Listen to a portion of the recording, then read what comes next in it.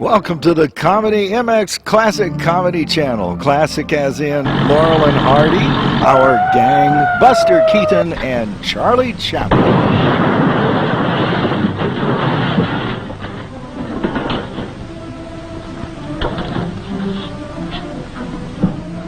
Thank you, boys. Where you be when I need you? Right here. Okay.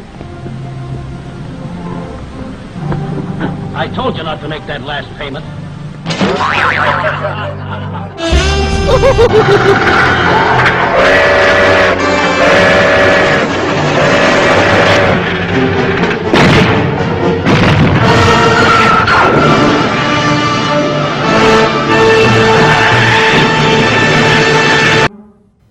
Laugh out loud comedy, as in cartoons, TV shows, features galore, or the campy giant claw.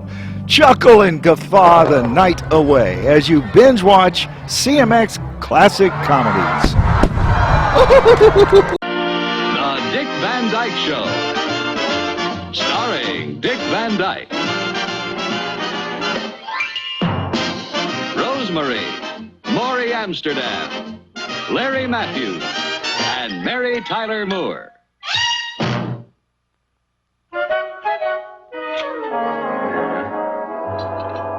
I'll close now, Miss Petrie. All fixed. There.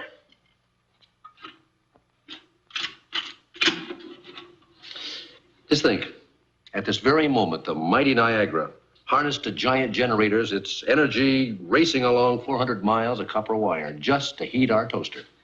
All we have to do is wait. Don't we have to plug it in?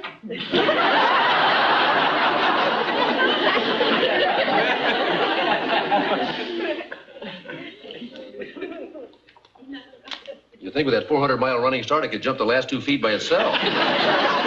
Well, be any minute now, honey. You don't have to worry about buying any new toaster. Good. Now, what color do you like your toast? Honey gold? Or maybe cocoa tan? How about cordovan brown? Rob. How about Joanne?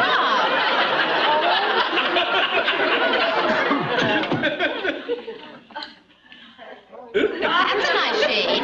Basic black. If you hadn't made me plug it in, this would never have happened. Well, dear, I'll leave you to work it out by yourself. I'm going shopping. Oh, hi, Laura. Hi, Jerry. Hi, Rob. Oh, hi, Jer. she burned the toast. Oh, just returning your projector. Oh, how'd it work? Well, not so good. There's something wrong with it. It overheats and the film smokes and burns. Overheats and the film smokes and burns. I'll have to fix it. Sounds like you already did. If Thomas Edison was married to her, we'd still be using candles. Hey, Rob, when are you going to get a new projector? Well, just as soon as I can afford one. When are you going to get one? Well, I don't mind borrowing yours until you get a new one. Why don't you borrow a toaster? Oh. Darling, looks like I'll need an extra $20. I'm not... What did you do with the money I gave you yesterday?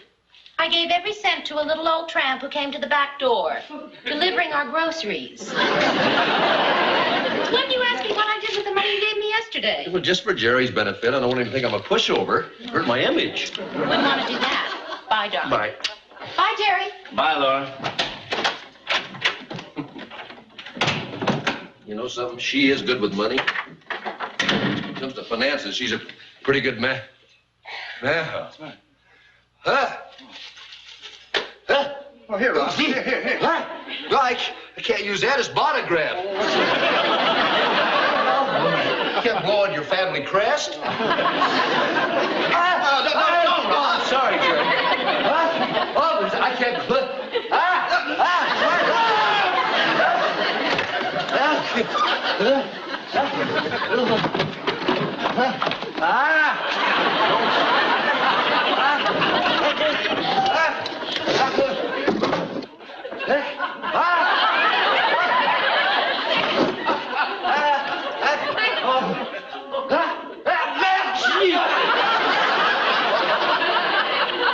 Almost made it. You all right? Yeah, but just a sneeze. It must have been a beaut to blow off your socks and underwear.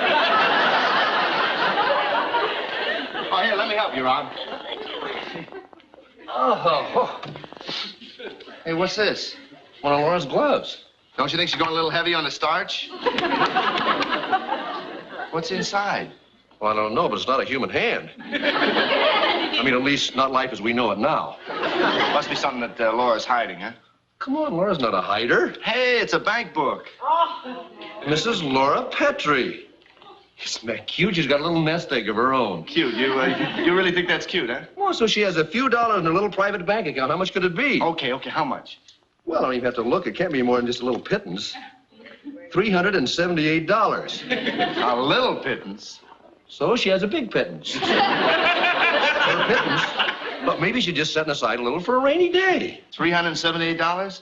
Boy, that's enough for the monsoon season. Come on, now, a lot of wives put aside a little for a rainy day. What's wrong with that? Well, nothing. But why is the money just in her name? I mean, listen, if it rains, doesn't she care if you get wet?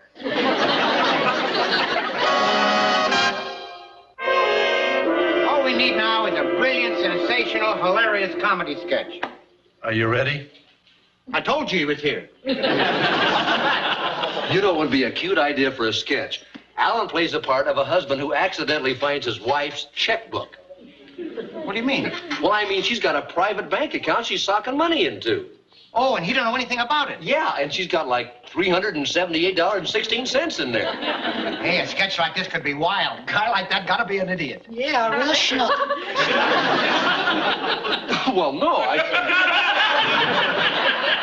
why couldn't a guy just be a plain, normal, intelligent, strikingly handsome young fellow with a wife named Laura?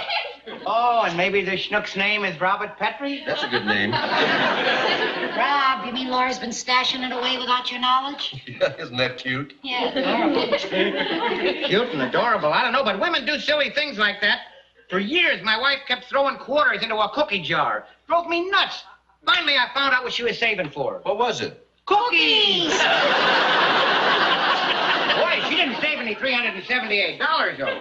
What do you think Laura's stashing away for? I don't know. Yeah, it could be cookies. Everything's gone up. Well, anyway, it's her business. It's not really important. I think in a sketch, Alan should... Hey, wait a minute. Maybe it's just plain old mad money.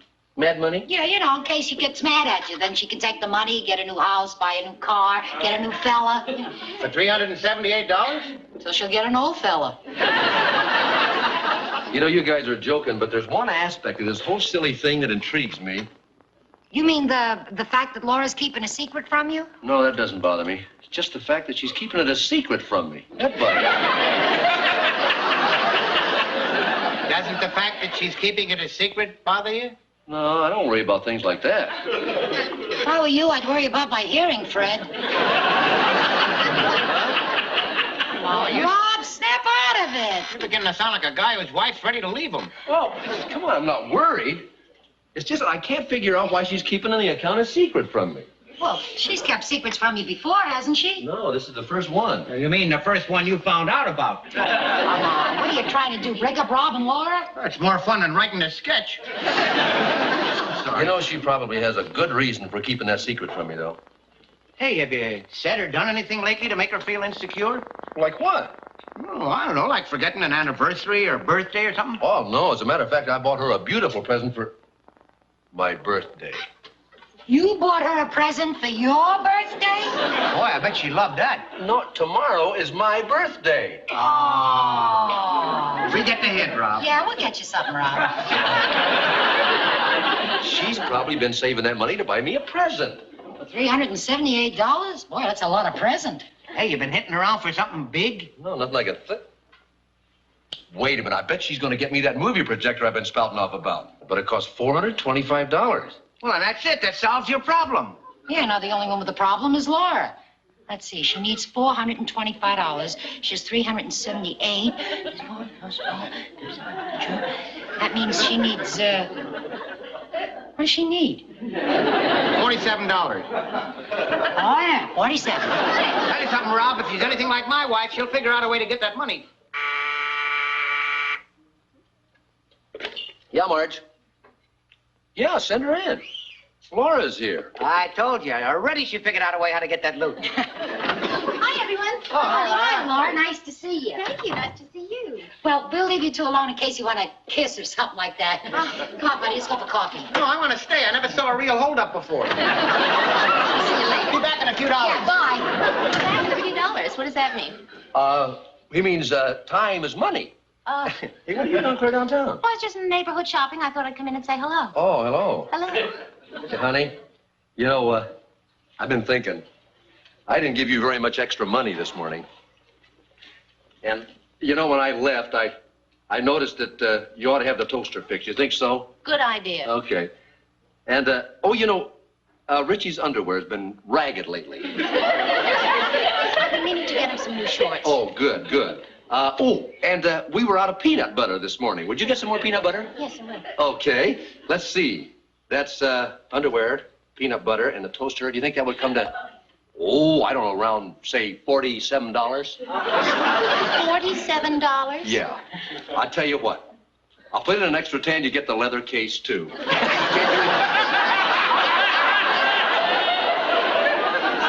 Can't carry peanut butter and underwear around in a plain paper bag, can you? Darling, what makes you so generous today? Oh, well, the way I look at it, the more you give, the more you receive, huh? I guess so, dear. Well, I better finish my shopping. Okay. Bye-bye. Oops. Oh, sorry. No, I'm just leaving. Bye, darling. Bye. Bye, Laura. Bye-bye. Happy shopping. Thank you. Laura. New projector.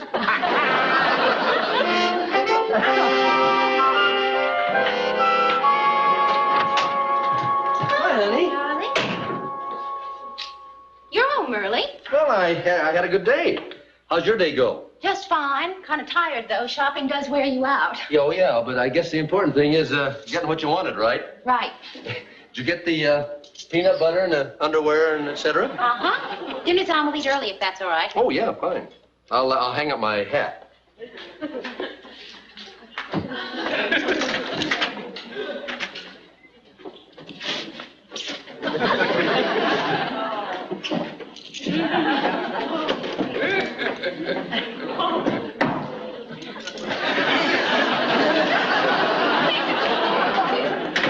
Oh, boy, you got a lot of mail today. That one's my brother. Yes. What's for dinner? Roast chicken, mashed potatoes, and string beans. Mmm.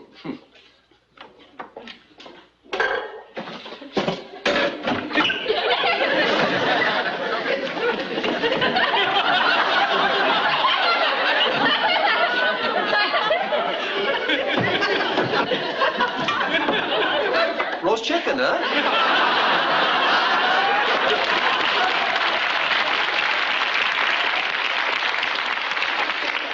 And apple pie for dessert. Oh.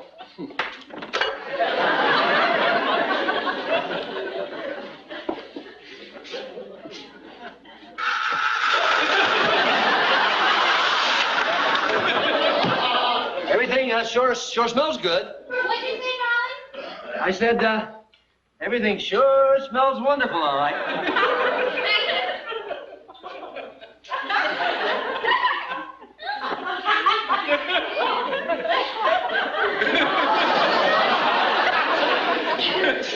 Smells so good I can smell it down here.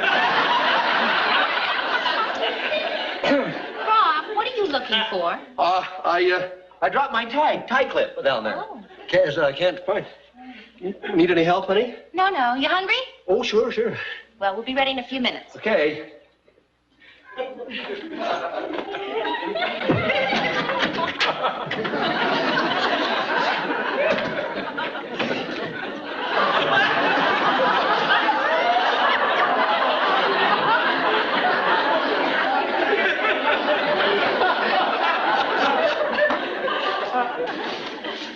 Rob.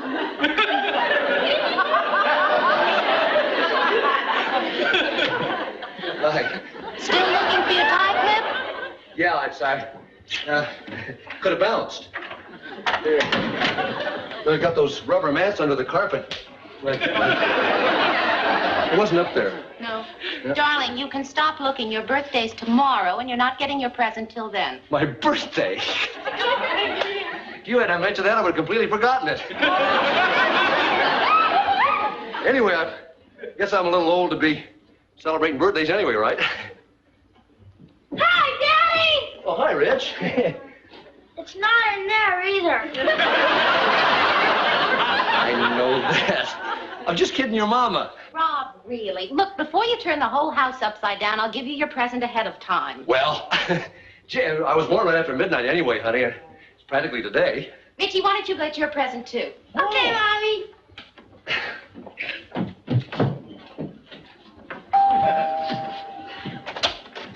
Oh, hi, Rob. Hi, Jerry. Say, can I borrow your projector again? Sure. When do you need it back? You may keep it, sir. I'll make a present of it to you. Well, thanks, but how come? I'm getting a new one for my birthday. Now, get out of here. Why? What's the rush? I am in the middle of being surprised. Oh, okay. Happy birthday. Thank you. You ought to be a picture. You're beautiful to see. You ought to be a picture. My star of stars. Happy birthday, Dad! Oh, thank you, Rich. It cost me a fortune. I bet it did. It's very sweet of you, Rich. That's okay, Daddy. You're worth 89 cents. What is this?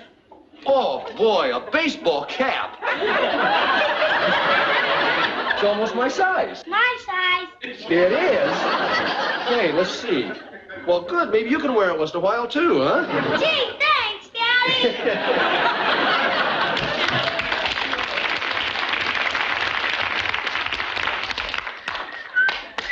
John, what did you do with the cord? This cord? Yes.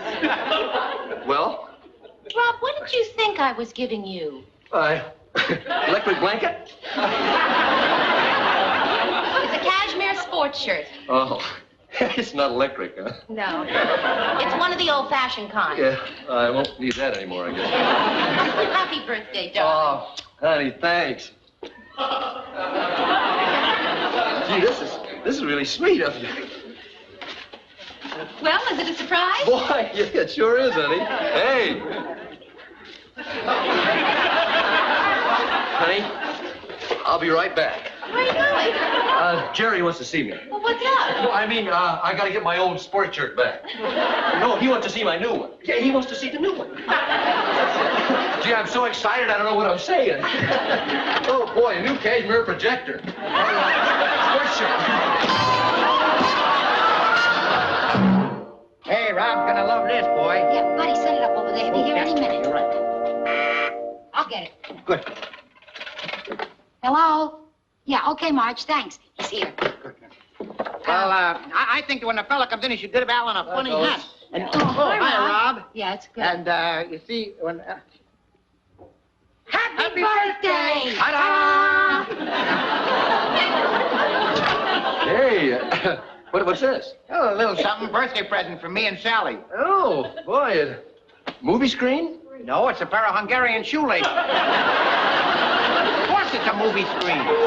Yeah, Rob, it's a new one to go with your new projector. Yeah, boy, that's really great. Kind of a set, you know. You like it? Yeah, I love it. It's marvelous. It sure is a beauty. You should have done it. Yeah, I have to take it home with me.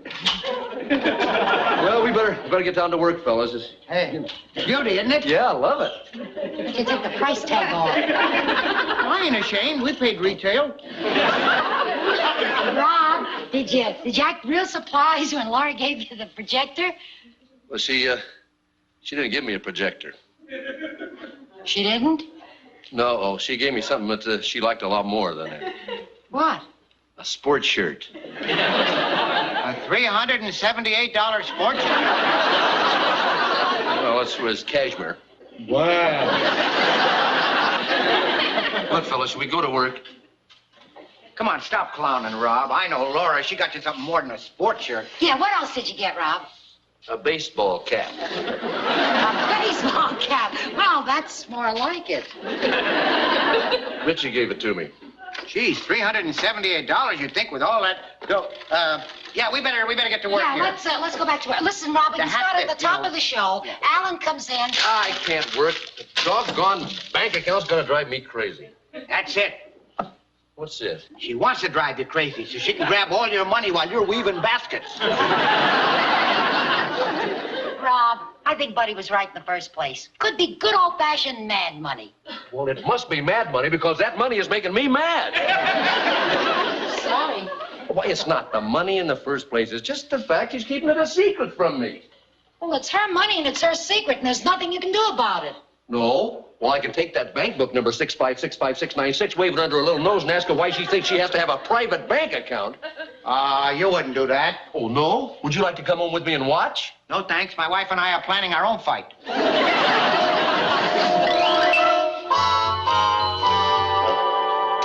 why are you pacing around like a caged tiger? Let me pace a couple more times, I'll tell you.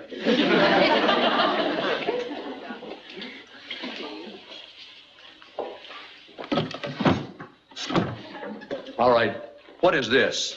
That's my glove, and what are you doing with it? I would just like to know why you think it necessary to hide a bank book in here. Rob, how could you? You looked in my private glove. This is my own personal property, and you've gotten... Rob, how could you do such a terrible thing? How can I?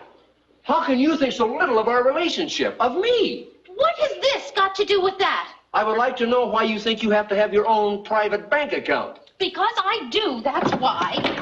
All right, then. The next logical question is, what is wrong with the money in our joint account? Well, that's our account and our money. This is my money. Your money? Yes, Rob, I want some money that's mine to spend on anything I want. It's important to me. I don't want everything coming from you. And where did you get this money? From you? Well, isn't it all the same thing, then? Either you get money from me or you get money from that which came from me. No, Rob, it's completely different. Oh. I put this money in a little at a time. At first it's from you, but then after it lies around for a while, I forget that it came from you and then it's from me. Oh, you just don't understand. Oh, yes, I understand. You want some money of your own. What I don't understand is why.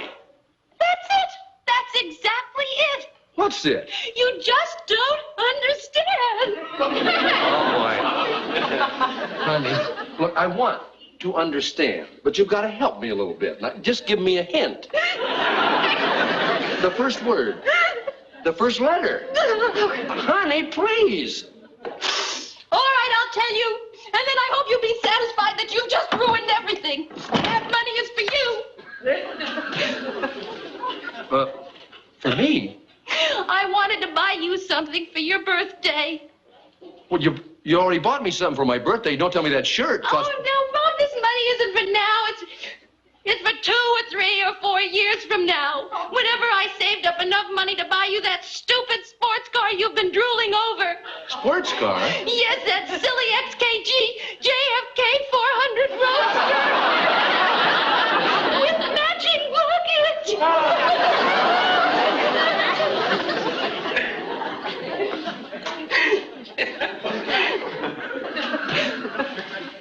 Honey. Honey, you mean you've been saving this to buy me an XKG JFK 400? I wanted to buy you an important present. An important... Well, honey, it's a wonderful thought, but it's a little bit crazy. Where did you ever get an idea like that? From my mother. Your mother? She saved for years. And then on their 25th wedding anniversary, she bought my father a big, important present. Well, what did she get him? His own room. His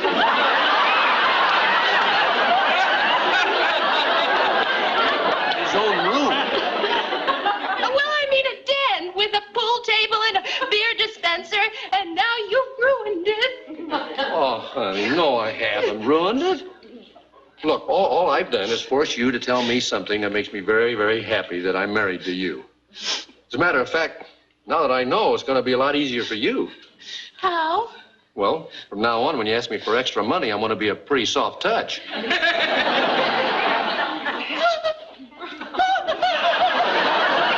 Honey, what's the matter? You're laughing at me. Honey, look, I'm not laughing at you. No, the only reason I'm being frivolous is because I'm so touched and embarrassed by the whole thing, and if I didn't joke about it, You'd what? Well, I'd probably put my arms around you and hug you so hard I'd break 2 or 3 of your ribs. Oh, please, try.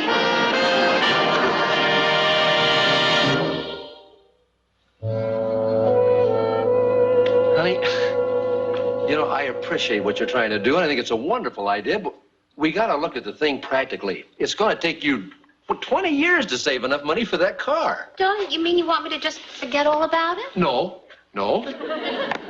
You know what we ought to do? What? I think we ought to sell the house and get the car right away. Well, what's the rush? Well, I know when I get the car, I intend asking you to take a trip with me, and I'd like to do it while I'm still young. What's the matter, darling? Don't you think I'd accept an invitation from a gray-haired old gentleman? Well, sure you would, but who wants to roll around the country in a hot sports car with a gray-haired old lady? Night, darling. Good night.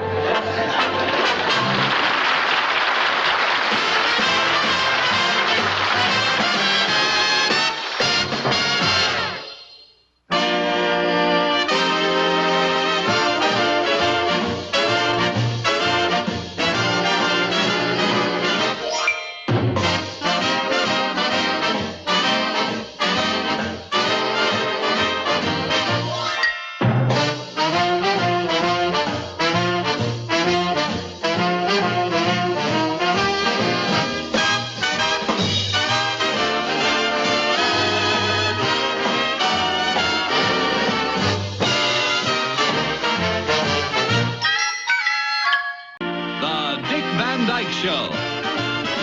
Starring Dick Van Dyke,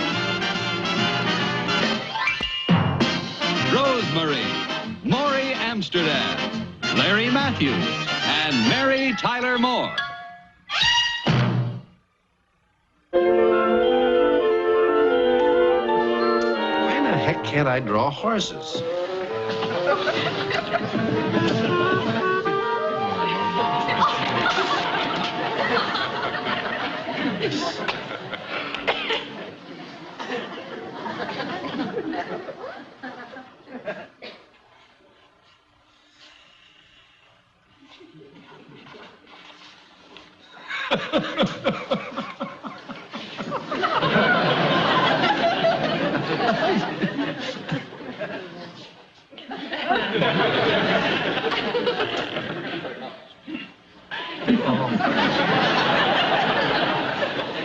Oh, boy.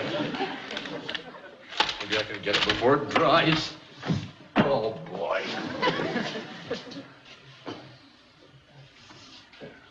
Oh, what if that pen's indelible laundry marking ink? That won't help. Ink eradicator. Ink eradicator. Where's the ink eradicator? Oh, boy. This'll work. This ought to do it. Ah, yeah.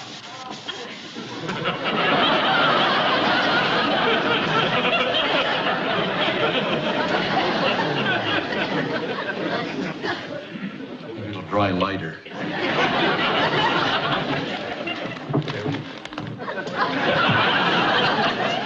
Oh, boy. Maybe there's some more paint in the garage. Oh, I hope so. Daddy? Daddy?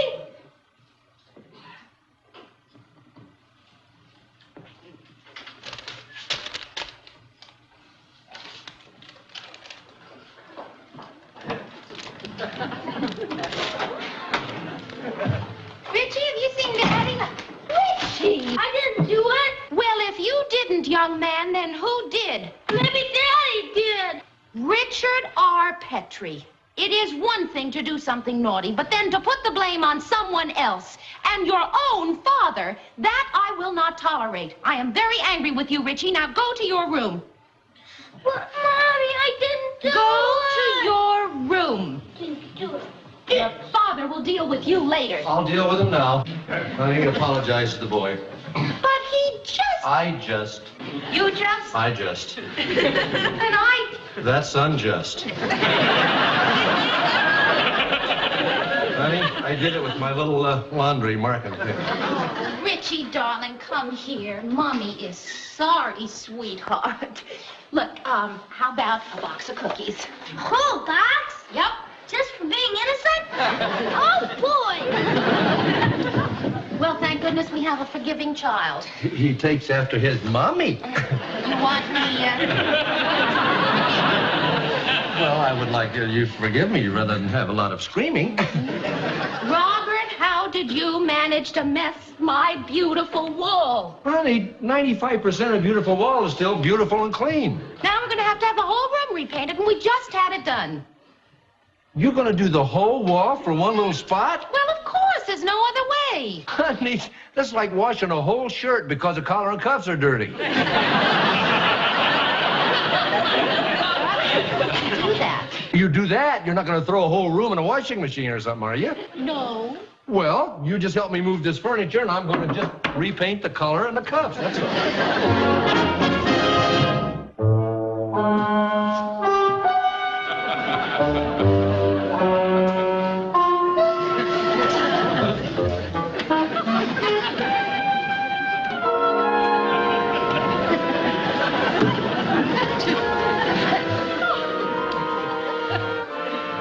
Don't say anything, sweetheart. I'll paint your face. All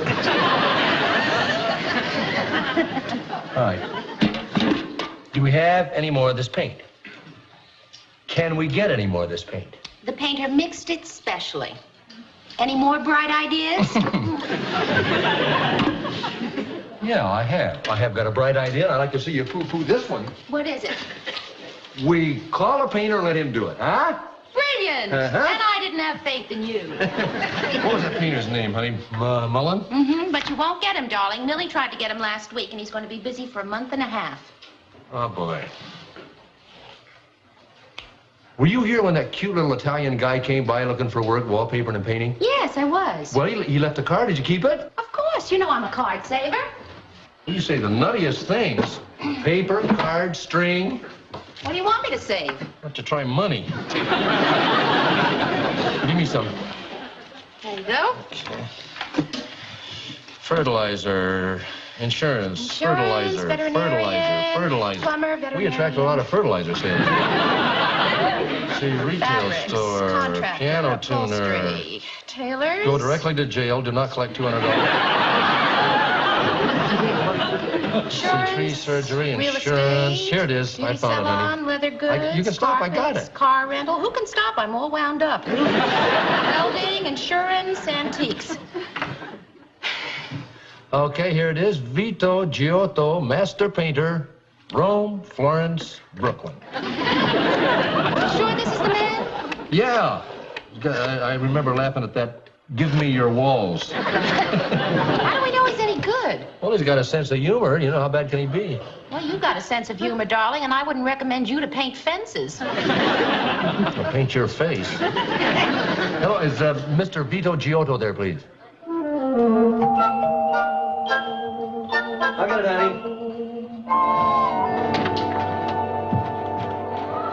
Mr. Petries? Yes? Vito Giotto. Oh, yeah, won't you come in? Grazie. Thank you very much.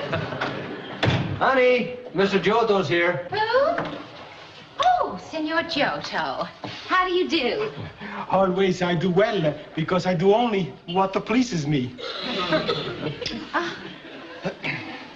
Well, this is the room we wanted done. Ah, yes, it's very lovely. Ah, very lovely. Ah, non è quadrata, bellissima, ben fatta, proprio very nice. Mamma mia! How long has this wall been sick? Only since this afternoon. Ah, good. We can still save it. Everything is gonna be all right. Oh, excuse me, I disturb you. You were gonna have a cup of coffee, eh? Oh, That's no. all right. Oh, no, it's not all right. No, I feel bad. See, Signora, you have the cup of coffee, eh? Please, I examine the wall. Please, Signora, please. Please. Thank you. Okay? You got the sugar in the coffee, all right? Yes, Very good, all right? Yeah.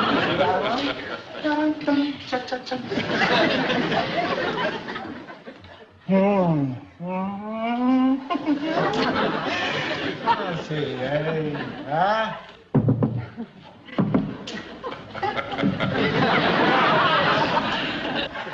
Mr. and Mrs. Petries, I got to tell you something. You got the most beautiful walls. No, I thank you. In fact, I would consider it an honor. Ma che an honor, a privilege, if you would allow the brusher Vito Giotto to caress these magnificent walls. Please, give me your walls. Well, take them. Senor Giotto, would you like a cup of coffee? You are very kind, thank you. Rob, would you help me get a cup? Oh, yeah, honey. I'll, sit down, Mr. Giotto. Honey, what do you want? You gave him the job. Well, he seems to know what he's doing, and he loves our walls. See the way he's caressing those walls? I saw. I think he's a nut. Van Gogh was a nut. He did pretty good work. Rob, he didn't say anything about how much the job will cost. Well, honey, how much is he going to charge us for one room? That's exactly the question you should have asked him. Well, he doesn't look like the kind of a guy who's going to take advantage of us. Not that cup, darling. It's chipped. Rob, did you notice how he's dressed? Well, what's that got to do with anything? Those are very expensive-looking clothes he has on. Where did he get the money for those clothes? Well, we're charging? That'd be my guess. Rob, I think we ought to get an estimate. You want me to ask him how much he's going to charge? No, I think I'd better do it. Why, you think I'm not capable of saying how much is that, sir? Oh, very. You're just not capable of saying, I'm sorry, sir, I think that's too much. Honey, what do you take me for? A man who can be taken. Darling, you're very squeamish when it comes to money matters. You're a pushover for a good sales pitch. I suppose you think you can do it better? I know I can. Oh, don't you remember what we almost paid for this house? Yeah, you go ahead and take over. Signor Petri, excuse my inquisitive, but what do you use on this wall to make this very original splotch? Ink eradicator? That's very creative. Signor Giotto. Call me Vito. Vito, do you look for this to be a very big job? Big job? Well, you see, we're having a dinner party soon. When? 3 days. 2 weeks and 3 days. That gives me plenty of time to finish the job. How much do you think it will all cost? You mean how much I'm going to charge you to paint the whole room? Yes. How much? The same color? Yes. Well, the whole walls and the ceiling, too? Yes. Everything? Mm-hmm. I see. And the bricks? No, don't touch the bricks. No, I don't touch the bricks now. You tell me don't touch the bricks, I won't touch the bricks. No. I don't touch it. I'll figure out in a minute what that. There's one wall here. Not touch the bricks. That's all right. There's 1, 2, 3 window. The boo-boo is going to have a 2 coat, Well, I would say that it would cost you not too much, not too little. An amount that will satisfy both the patron and the artist. I see, but couldn't you give us a... You want the price now? Well, at least an estimate. Signora, I want you to have a little trust in me because Vito Giotto never cheated anyone before. And I don't think I'm going to start to cheat now. To one so lovely, so beautiful, so charming as you. You want me to start tomorrow morning? Yes, that will be fun. Rob, would that be all right? Fine with me, honey. Fine. Would you like some coffee, Vito? Thank you very much, but I have to go. I have to start to work tomorrow morning at a very important job. Oh, so very important, yes. I'm going to work for a very lovely young couple. Well, I'll see you tomorrow morning, Arrivederci. Oh, Wall, everything is going to be fine.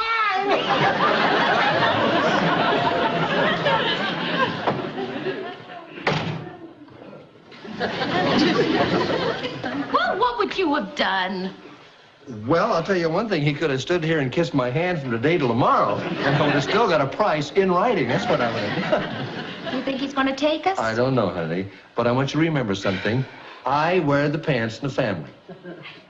Well, I'll wear the important pants in the family. I wear the family leadership, decision-making pants. Now, will you try to remember that from now on? Yes, darling.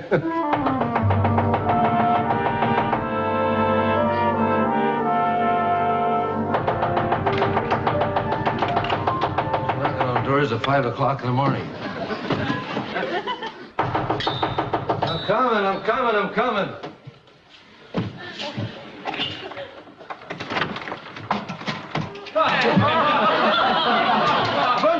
signore. Buongiorno. Good morning.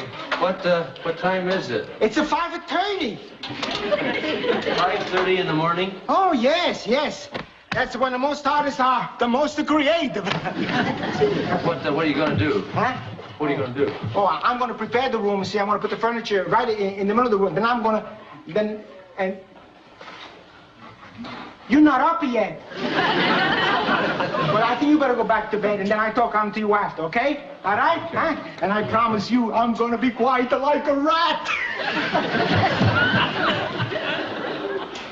Rats at 5:30 in the morning.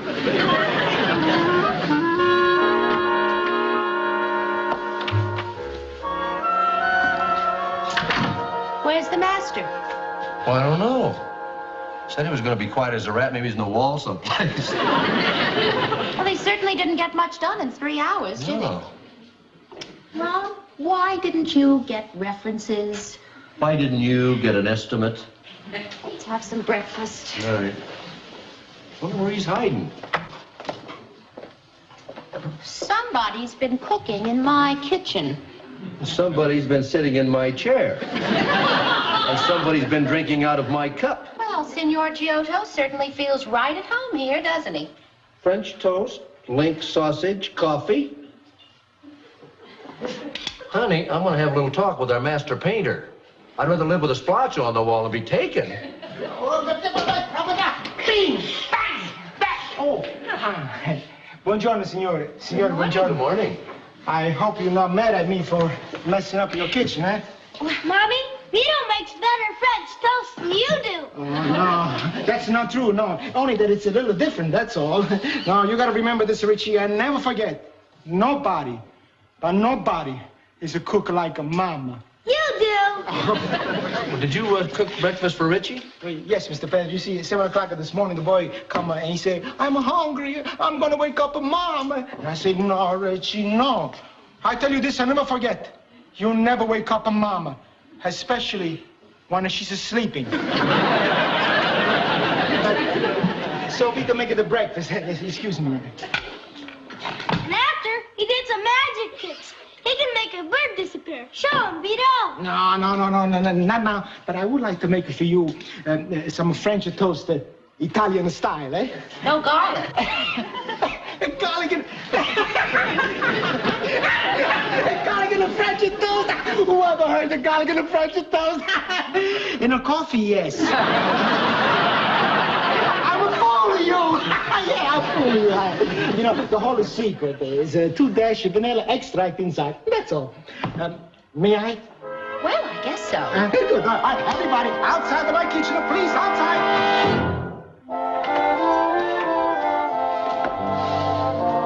I'll just check on Richie. 5 days. 5 days. You know, something's going to be madness. He hasn't put the first coat on this room yet. Rob, why didn't you talk to him about it this afternoon? Honey, I was going to. He said he was going to work late tonight. He sneaked out on me. I'll talk to him in the morning if I get the chance. He's a very busy man. Yeah, he's busy. He's busy painting Richie's room and the basement, every room but this. Boy, why you let him paint those rooms, I'll never know. Let him? Who let him? He'd be gone now if you hadn't let him do all that cooking. I gotta get him out of here. I gotta get him out of here. Why did you let him paint those rooms? Honey, don't turn out the light. I want to find the TV listings. Well, you heard him. He said Richie wanted to learn to paint, so he painted Richie's room. Well, they didn't need repainting. 5 days. I could have bought a roller and done this over the weekend myself. You must take us for fools. It's also taking us for a lot of money. Yeah, that's right. It's also moving in, honey. You gave him your kitchen. When you gave him the key to the front door. I'm going to get up at 5:30 every morning and I'll open the door for him. Honey, we're stuck. You know what it is? It's squatter's rights. He's painted Richie's room. He's painted the basement. We now have to give him whatever he asks. Here it is. Rob, you know what I wish you'd do? What? Something. Anything. I'll do something. I'll get that Neapolitan Da Vinci out here by tomorrow night. If I have to throw him out bodily. Good. Stay in this mood and catch him when he comes in. I can't. Why not? Well, he keeps telling me I'm the nicest man he ever met. I know. He tells me that, too. He told me that I look like a young priest that hit him out in the basement during the war when the Nazis were after him.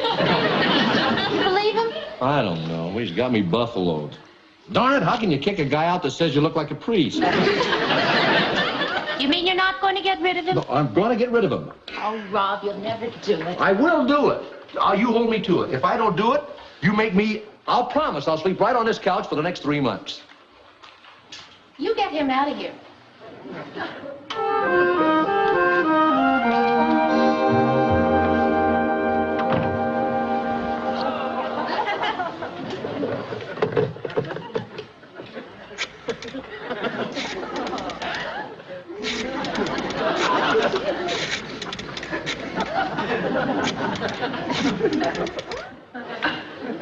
Angelo, it's me, Vito.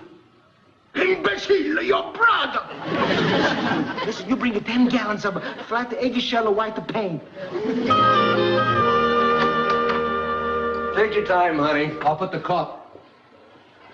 Hi, Daddy. Can I have my breath? Darling, what will you say? It's all done. Beautifully, too. Does that mean the Vito won't be coming back anymore? Well, I guess so, Rich. That's a jip. Where are you going, dear? I'm gonna go tell Freddie. He's gonna be mad. What do you know about that? Old Vito came through after all. And he did a good job, too. He sure did. It's beautiful. I wonder what he charges for all-night painting. Probably double time. I wouldn't doubt it either. Ask him. Good morning, Vito. Good morning. Buongiorno. Mr. Petries, this is the key, eh? Oh, thank you. That's all right. You are very pleased with your new walls? Oh, they're gorgeous. Are they not? I want you to know that I painted them with love. And with paint, too. The most expensive paint that money can buy. Yeah, I'll bet. How much do we owe you, Vito? You are completely satisfied with the job? Well, it's a wonderful job. Good. Well, this is my price. What? I added incorrectly. Added incorrectly? Signor Giotto, this is ridiculous. I don't think so. Do you mean to tell me that $500 is your price? I am an artist, and this is a Giotto original. You expect $500? That's my price. But this is what I expect. That? Oh, you're choking. You can't be serious. See, Well, that couldn't cover any more than the paint and maybe 1 day's labor. that's true. I spent here 5 days, I know, but I got so much in return. Yes, 5 days of the most happy talk with the most happy people. And 5 days, oh, mamma mia, the most delicious food I've eaten in my life. You're very kind, but you did most of the cooking. Yes, I know. I bet that you think I stay here too long because I want to make it look like a big job, eh? Oh, no. Just a little bit? Just a little bit, yeah. Well, I want to tell you something. I stay here because I received so much in return. Well, this is the way I live. This is the way I do business.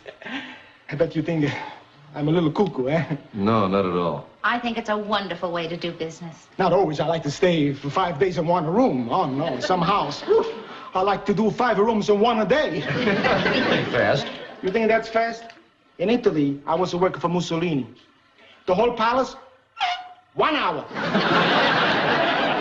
Well, listen, how about Richie's room and the whole basement? I do that to teach the boy. Well, can't we pay you for your time? No, no. For the paint? Yes, yes.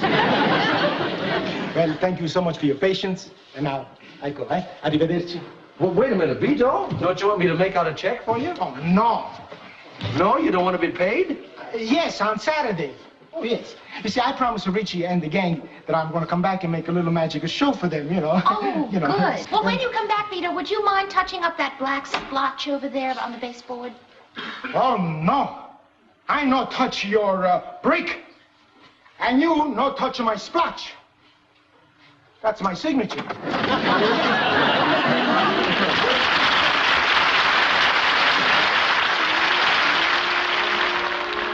He did. He signed it. Vito Giotto.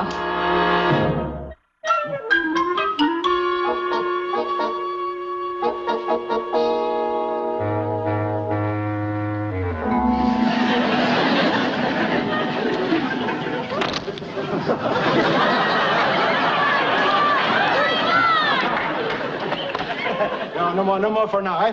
I will come back some other day and I visit you and I promise you to do more things, all right? And now I want you to go to the refrigerator and see what I bring for you. Italian spumoni. Ice cream.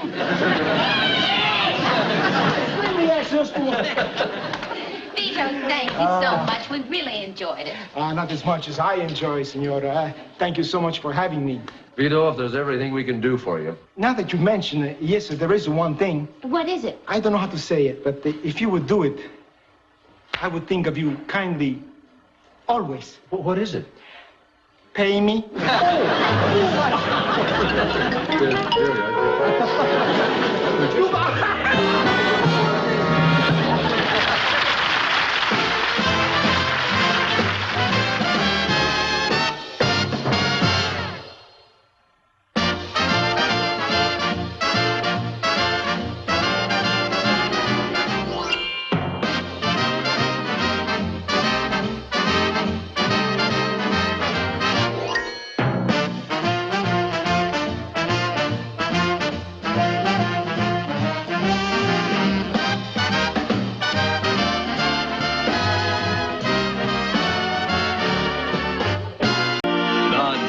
Dyke Show, starring Dick Van Dyke,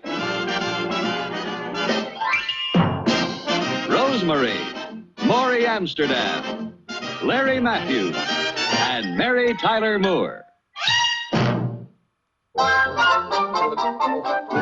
Very, very good.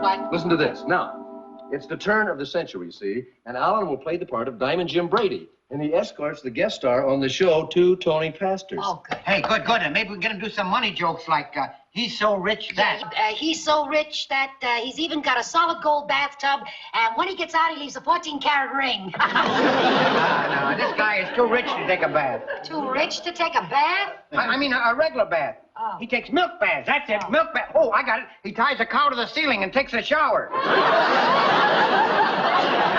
Look, don't worry, we'll get some good jokes later. Yeah. Well, you didn't say you wanted good jokes. Look, buddy, the jokes are just a lead-in anyway to the barbershop number because two singing waiters will come out and join Alan. Yeah, that's right. Sal, you think we ought to run it down once? Sure, I'll play. Go on. Good. All right.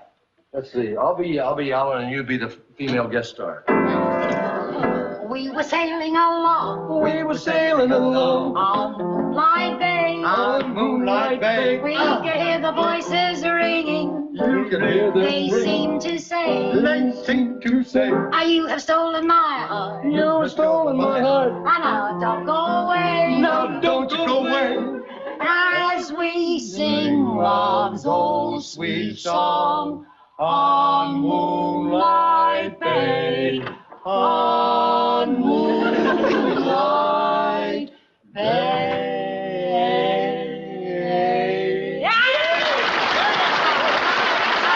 I hope I'm not disturbing anything. No, I was expecting a headache anyway. Come on, buddy, that's 25 cents. All right, my pleasure. Here you are.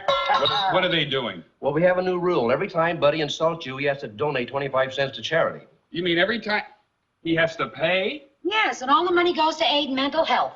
Mental health. Yeah, we're trying to discover a cure for baldness of the brain. I get a copy of the sketch, Bill. Hey, Sally, what'll it cost me to call him a big blubber-nosed baboon? Oh, that'll run you roughly 75 cents. Can't afford it. You're not a big blubber-nosed baboon. You're a small blubber-nosed baboon. Rob? Come on, Buddy. Well, Mel, is Alan ready to hear the sketch? Yes, and I hope it's good. Oh, it is. Then I'll read it to Alan. You are going to read our comedy sketch to Alan? Why not? That's like Benedict Arnold reading the Declaration of Independence. No,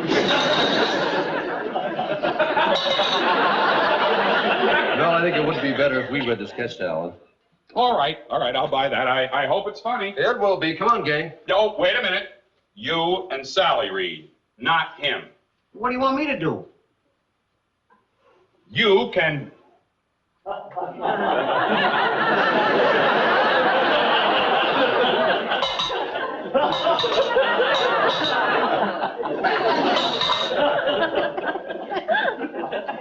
That's for what I was thinking.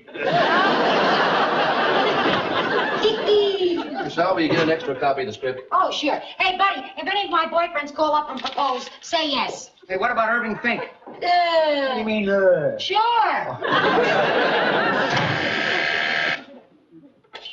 Yeah, Marge. My brother? No, yeah, I got a brother. No, he couldn't possibly be here. He's in South America. Yeah. He's not in South America. Yeah. All right, send him in. Yeah, he's very charming. Charming. He got all the charm of an old-fashioned train wreck. Come on in. Buddy, baby! It's your kid brother, Blackie! Why don't you get out of here? Oh, you're kidding. I'm not. Get out of here. Buddy, is that any way to greet your brother? Just to see you, I came all the way from Brazil. Well, I got all the coffee beans I can use. I'm happy to see you haven't lost your sense of humor. Yeah, you stick around to see me lose my temper. Buddy, I'm your brother. Look, don't rub it in. You're the brother that's embarrassed and humiliated me for years. Now, what do you want here? Oh, buddy, I've changed. Since I've seen you last, a lot has happened to me. Oh, the cops caught up with you. Now, wait a second. Rig-a-dig-a-dig-a-dig, dig-a-rig-a-dig-a-dig. My card. Lopez, DeGrut, and Sorrell. Land investments, Rio de Janeiro. Where'd you meet Legrette and DeGrut and Lopez in a pool room? Look, I know this is hard to believe, but this is a legitimate and successful business. Feel the texture of that card. Genuine gabardine. What do you want here? Nothing. It's just that I'm getting old, and I want to set a few things right before my good looks fade away. You know, nobody believes I was a homely child. Well, that cute stuff don't go with me anymore. All right, Blackie, come on. How long's it been since you held a pool cue in your hand? Well, it's been 5 years since I held a you see, I can't even say it anymore. But you know why I came here? Come on, how much do you need? It's not money. I want to introduce you to the new me. You mean you want me to introduce the old you to my new friends so you can hustle them into a pool game? Well, I'm not going to do it, see? As far as I'm concerned, you can get out of here. No, wait a right second. now. Wait, buddy. What do I have to do to convince you I'm on the level? Leave town. Buddy, don't you believe a man can change? Yeah, a man can change, but you've never been a man. Goodbye, Blackie. Well, I'm sorry you feel that way. Well, I'm sorry you made me feel that way.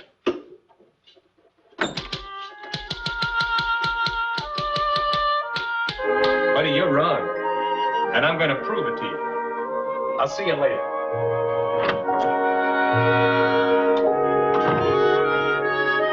Don't let him use me again. Boy, now I know who my friends are. Marge told me your brother was here and you let him get away without even introducing me to him. Buddy, he'll never forgive you for that. Sally, I told you, he's not your type. Is he single? Yeah. He's my type. Lucky for you, I got a date, though. Hey, gang, Ellen loves the script. You can all scoot. Oh, God. Hey, Rob, do me a favor. Cover the merchandise, will you? I'm in an awful hurry. I've only got 40 minutes to go home, shower, get dressed, make up, and get ready for an evening with Herman Glimsher, Boy Octopus. Good night, gentlemen. Good night, Sal. Yeah, good night, Phil. Good night, Rob. Buddy, is anything wrong? No, I'm all right. I probably ate too much for lunch. Something disagreed with me. Good night. Night.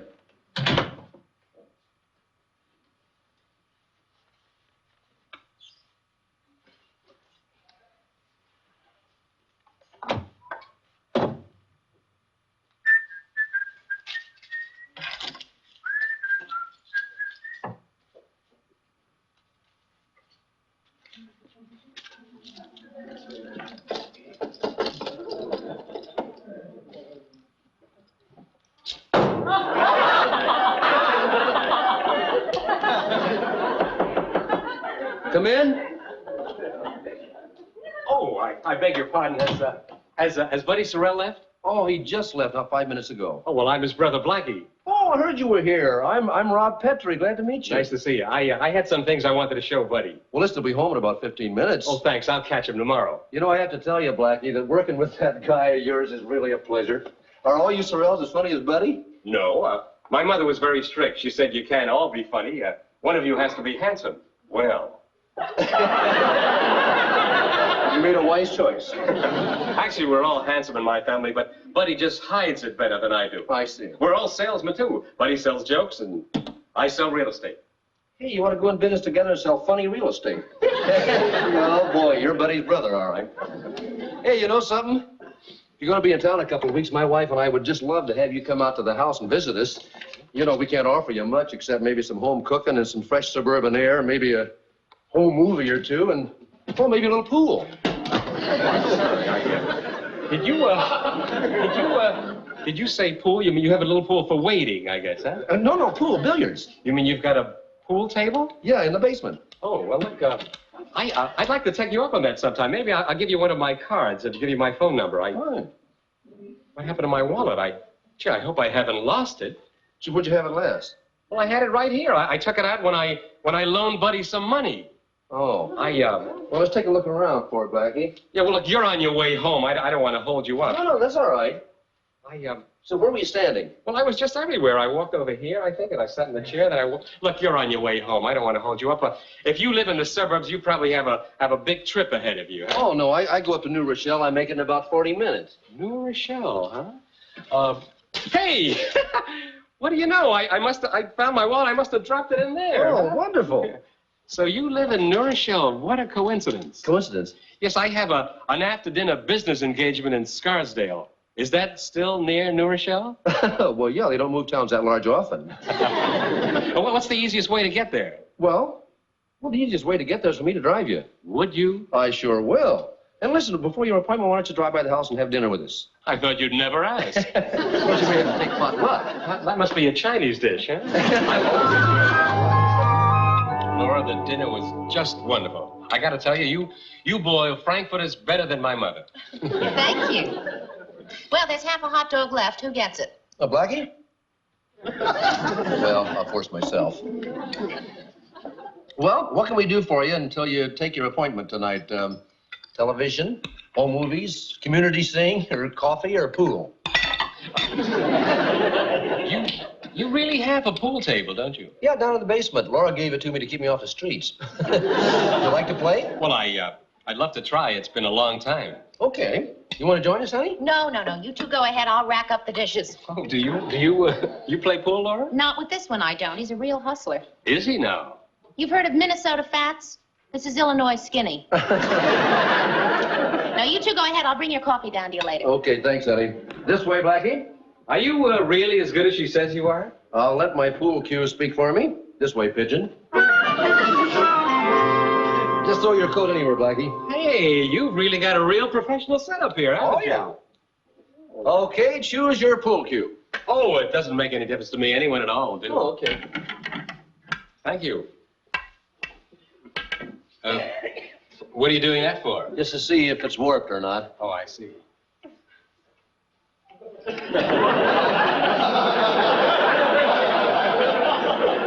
Nice round ball, isn't it? Oh, yeah. I wonder what it's made of. I don't know, ivory, I think. Oh, nice and white, too.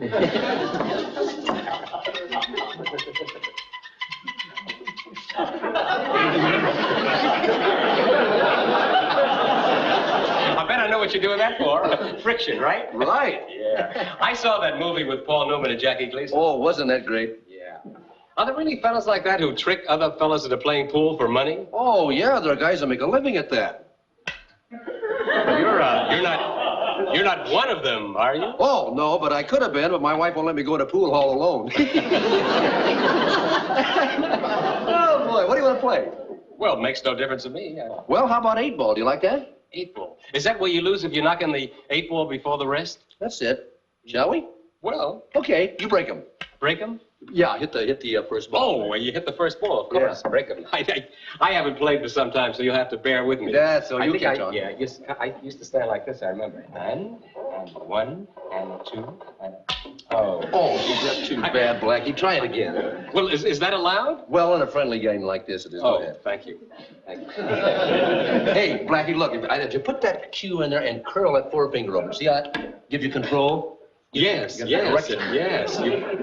just curl the finger over, huh? Yeah, that's it. It gives you a little more. Because your fingers are taller than mine. Just curl the fingers over like that, huh? And then kind of go 1, and a 2, and a... Hey, I got one in, didn't I? Yeah, I did. The only trouble is, Blackie, yep, it was the 8-ball. Oh, that means I lose, doesn't it? Yeah, sure does. Holy smoke. You know what that was? That was a chance in a million. I don't believe I've ever seen an 8-ball go in on the break before. You know something? You couldn't do that again if you tried. You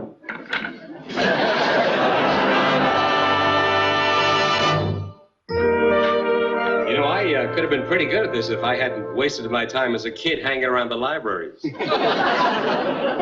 Now, what's the score now, Rob? Well, I'm afraid I've got you 5 games to 1, Blackie. Tell me the truth. You let me win the last one, didn't you? I did not. I played the best I could. Ah, come on. No kidding, I did. I'll tell you, there's only one way to keep you honest. We got to play the next game for $1. No, Blackie, I don't like to play for money. To tell you the truth, neither do I. As a kid, we used to play for soda crackers. Soda crackers? Yeah, and I was pretty good, too. They used to call me Old Dry Mouth. We'll play for $1 worth of soda crackers, all right? Say, fellas, you think you could get along without me for about an hour? There's a medical documentary on television I want to see. It is just as well. A kid like you doesn't belong in a gambling den anyway. Gambling? You playing for money? No, soda crackers. Soda crackers? Yeah, it'll give me the psychological edge I need to beat him. Illinois has me 5 games to 1. Well, I warned you about him. Listen, the coffee's right here, and if you want any more, just get it yourselves. Cute wife you have, Rob. No, she isn't. She just puts that on for company. Now, this is for $1 worth. This is for $1 worth of soda crackers, right? All righty. Okay, you're making me feel like a hustler, though. And 1 and a 2 and a...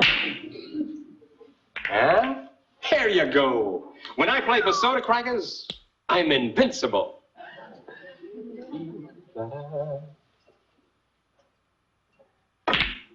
Oops. I guess it's your turn.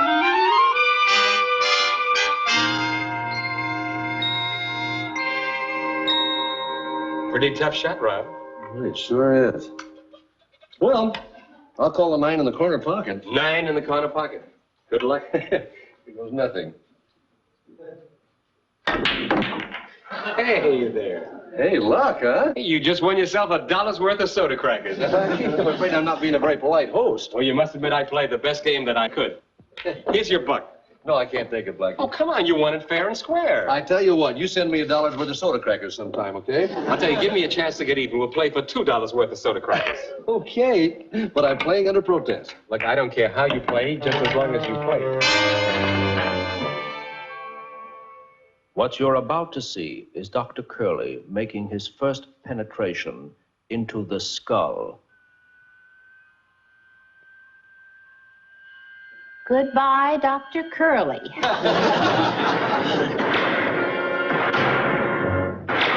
more like it.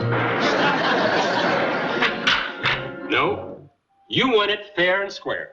Well, I don't know how it got so out of hand. It seemed like a few minutes ago we were playing for $2. Yeah, but you won 10 games straight, and I owe you $300. Look, Blackie, let's just forget it and call it even. No. A debt is a debt. I owe you $300.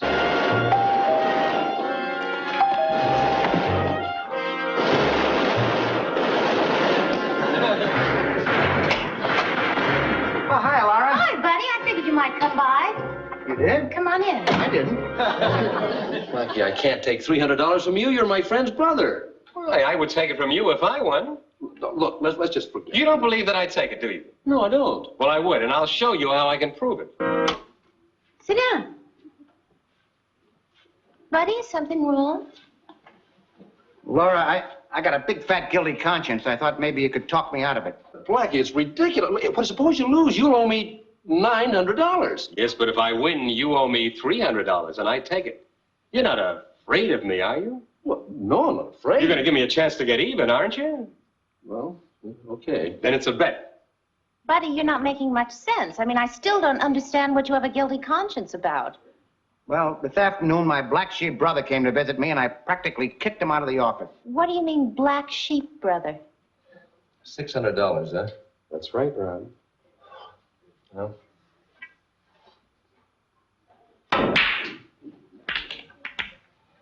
Very good. Oh.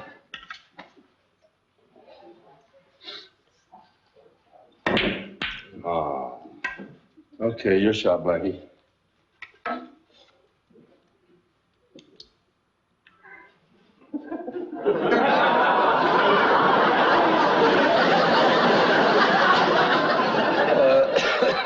what are you doing there?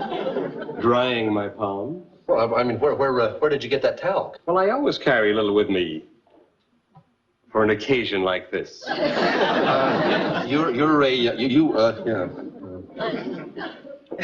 We shook on the bed. Yeah. I don't suppose you'd care to forget. No. I believe it's my turn, Mr. Petrie.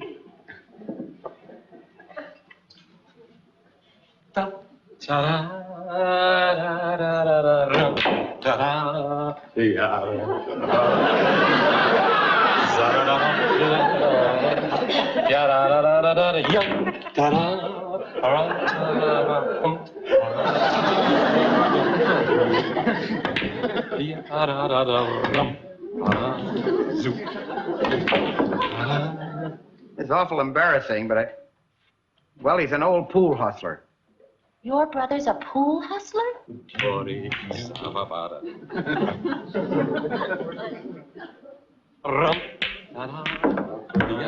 so stupid. This won't take long, Mr. Petrie. Come on, let's go get him before Rob loses the house. Well, they're not playing for money. I believe this should do it, Mr. Petrie. Rob, he's a hustler. I know. Hi, buddy. Look, Blackie, Please.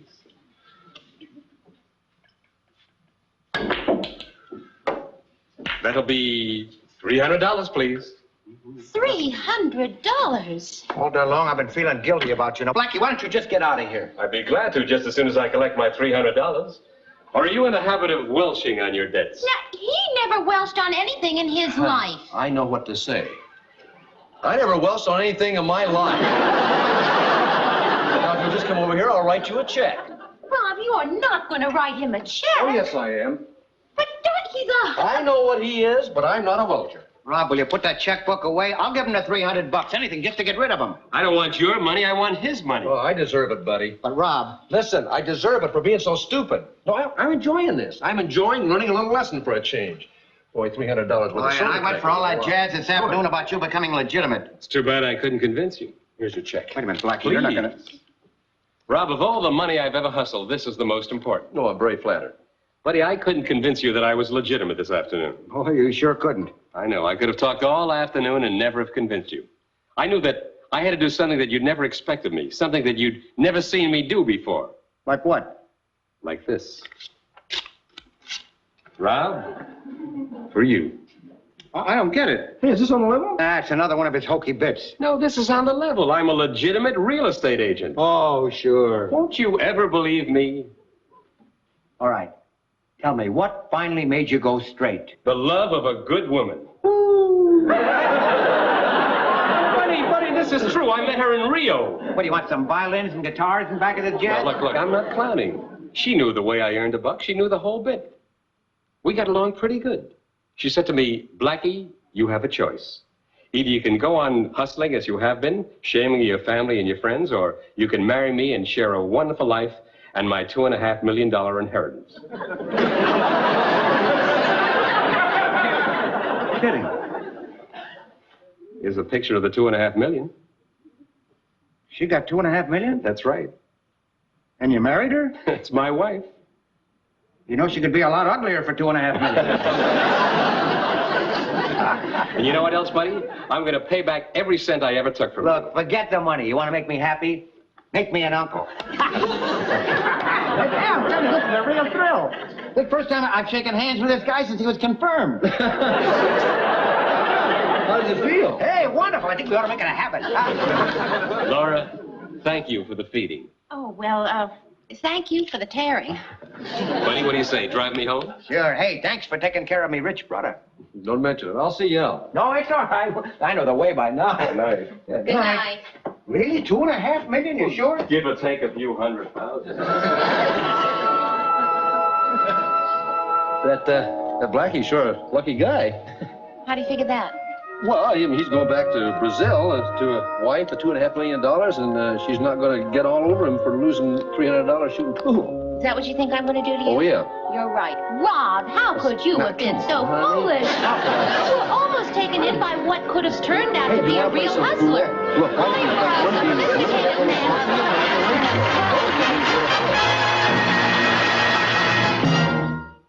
Boy, is that some combination. Your shot, honey. Oh, my gosh, the Maltese Falcon. The what? The Maltese Falcon. It's on television. Honey, you've seen that movie at least a dozen times. I know, Johnny, but it has Humphrey Bogart, and I'm always surprised at the ending. Well, at least finish the pool game with me, will you? You'll make me play another one, Rob. I promise. Just finish this one. Just this one? My word. I want to see you get out of this. All right.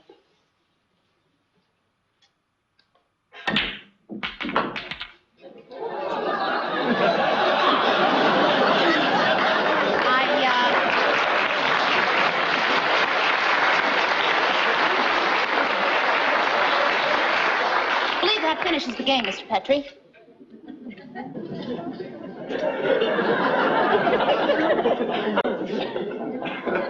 When my mother finds out I married a pool shark.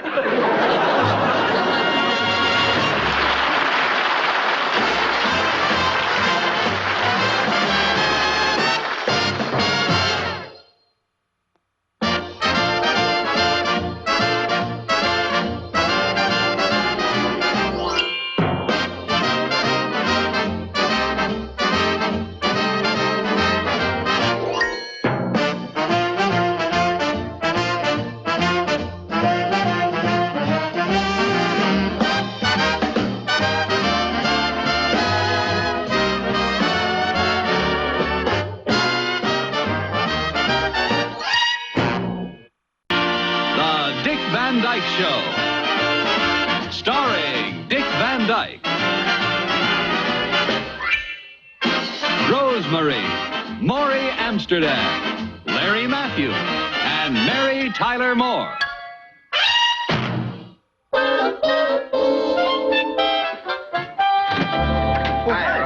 You got that suitcase? Yeah, it's right over here. Oh, fine. You sure you won't be needing it? No, I'm not planning any getaways for a while. Good. Now, Rob, I'll be at that dental convention for 4 days, but as soon as I get back, you got to come in and let me work on those teeth of yours. You've been putting it off long enough. Well, it was in 6 months ago. It's been a year. Has it been that long? It's been that long. Well, don't worry. I think my teeth will hang on till you get back anyway. I don't think they need any work. Let me be the judge of that. You may have grown them, but those teeth in your head belong to me. All right, I'll take good care of your teeth. Have a good time in the convention. Oh, I'm not going for a good time. I'm going to listen to a lecture on prosthetics and find out what's new in dentistry this year. Why, that's very dedicated of you, Doctor. Well, how do you think I got to be the best dentist in the world? You know something, you're always saying that. How do you figure that you're the best dentist in the whole world? Simple logic. I consider you one of the smartest and brightest people in the world. Oh, thank you kindly. And who does your dental work? You do. See?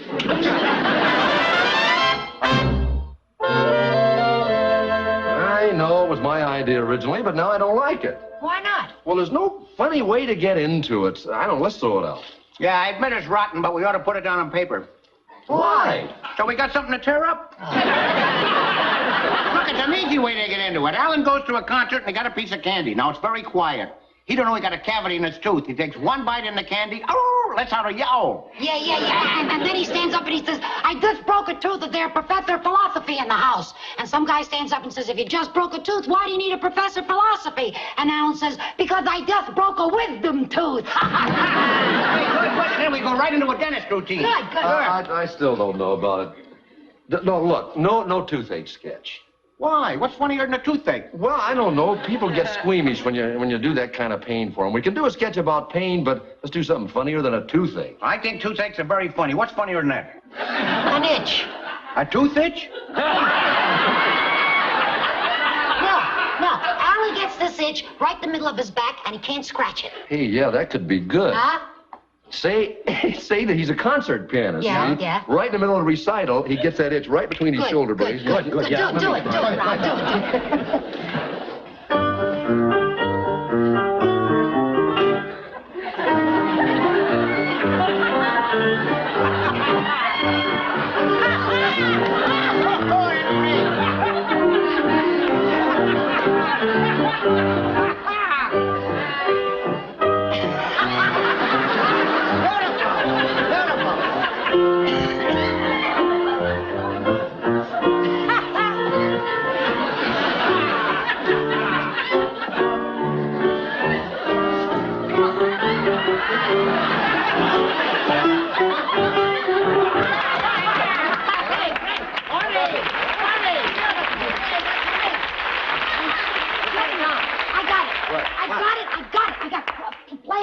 wait a minute. Watch, I'm the conductor. The conductor notices the itch and he tries to help him out.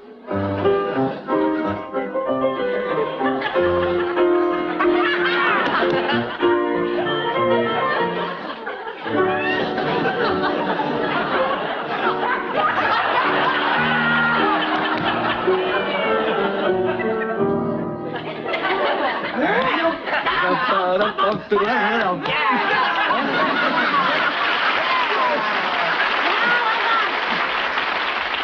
it could be good. What do you mean it could be good? I still like the toothache. Better than the itch? With the itch. A concert pianist with a toothache and an itch. Yeah, I don't know if that'd work. Ow! Oh! There, yeah! Right there! Put his leg back! Don't tell me that isn't funny, boy! That is a miracle! That's it! Over at the piano with the itch! That could be With the funny. itch! Yeah, let's keep that. That's great! Bravo! It's beautiful! I hope all this laughter is a result of a sketch you've written for Alan. Yeah, it's a pain sketch. Hey, not that he knows what's funny, but let's show Blubber knows how he got into it. Wait, right here. Show him how you did the bit. Get into the bit with the sandwich. What bit? I broke my tooth on that sandwich. You broke your teeth, a white meat, a chicken, a white bread? That's very amusing. I am not being amusing. I broke my tooth on that sandwich. Why didn't I listen to my dentist?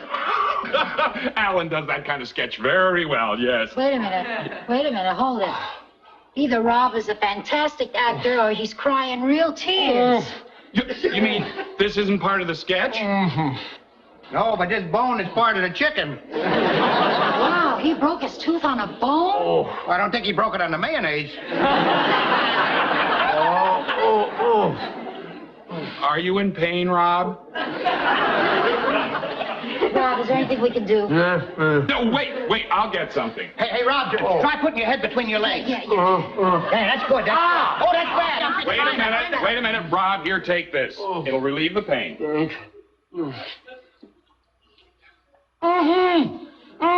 Did you give him ice water?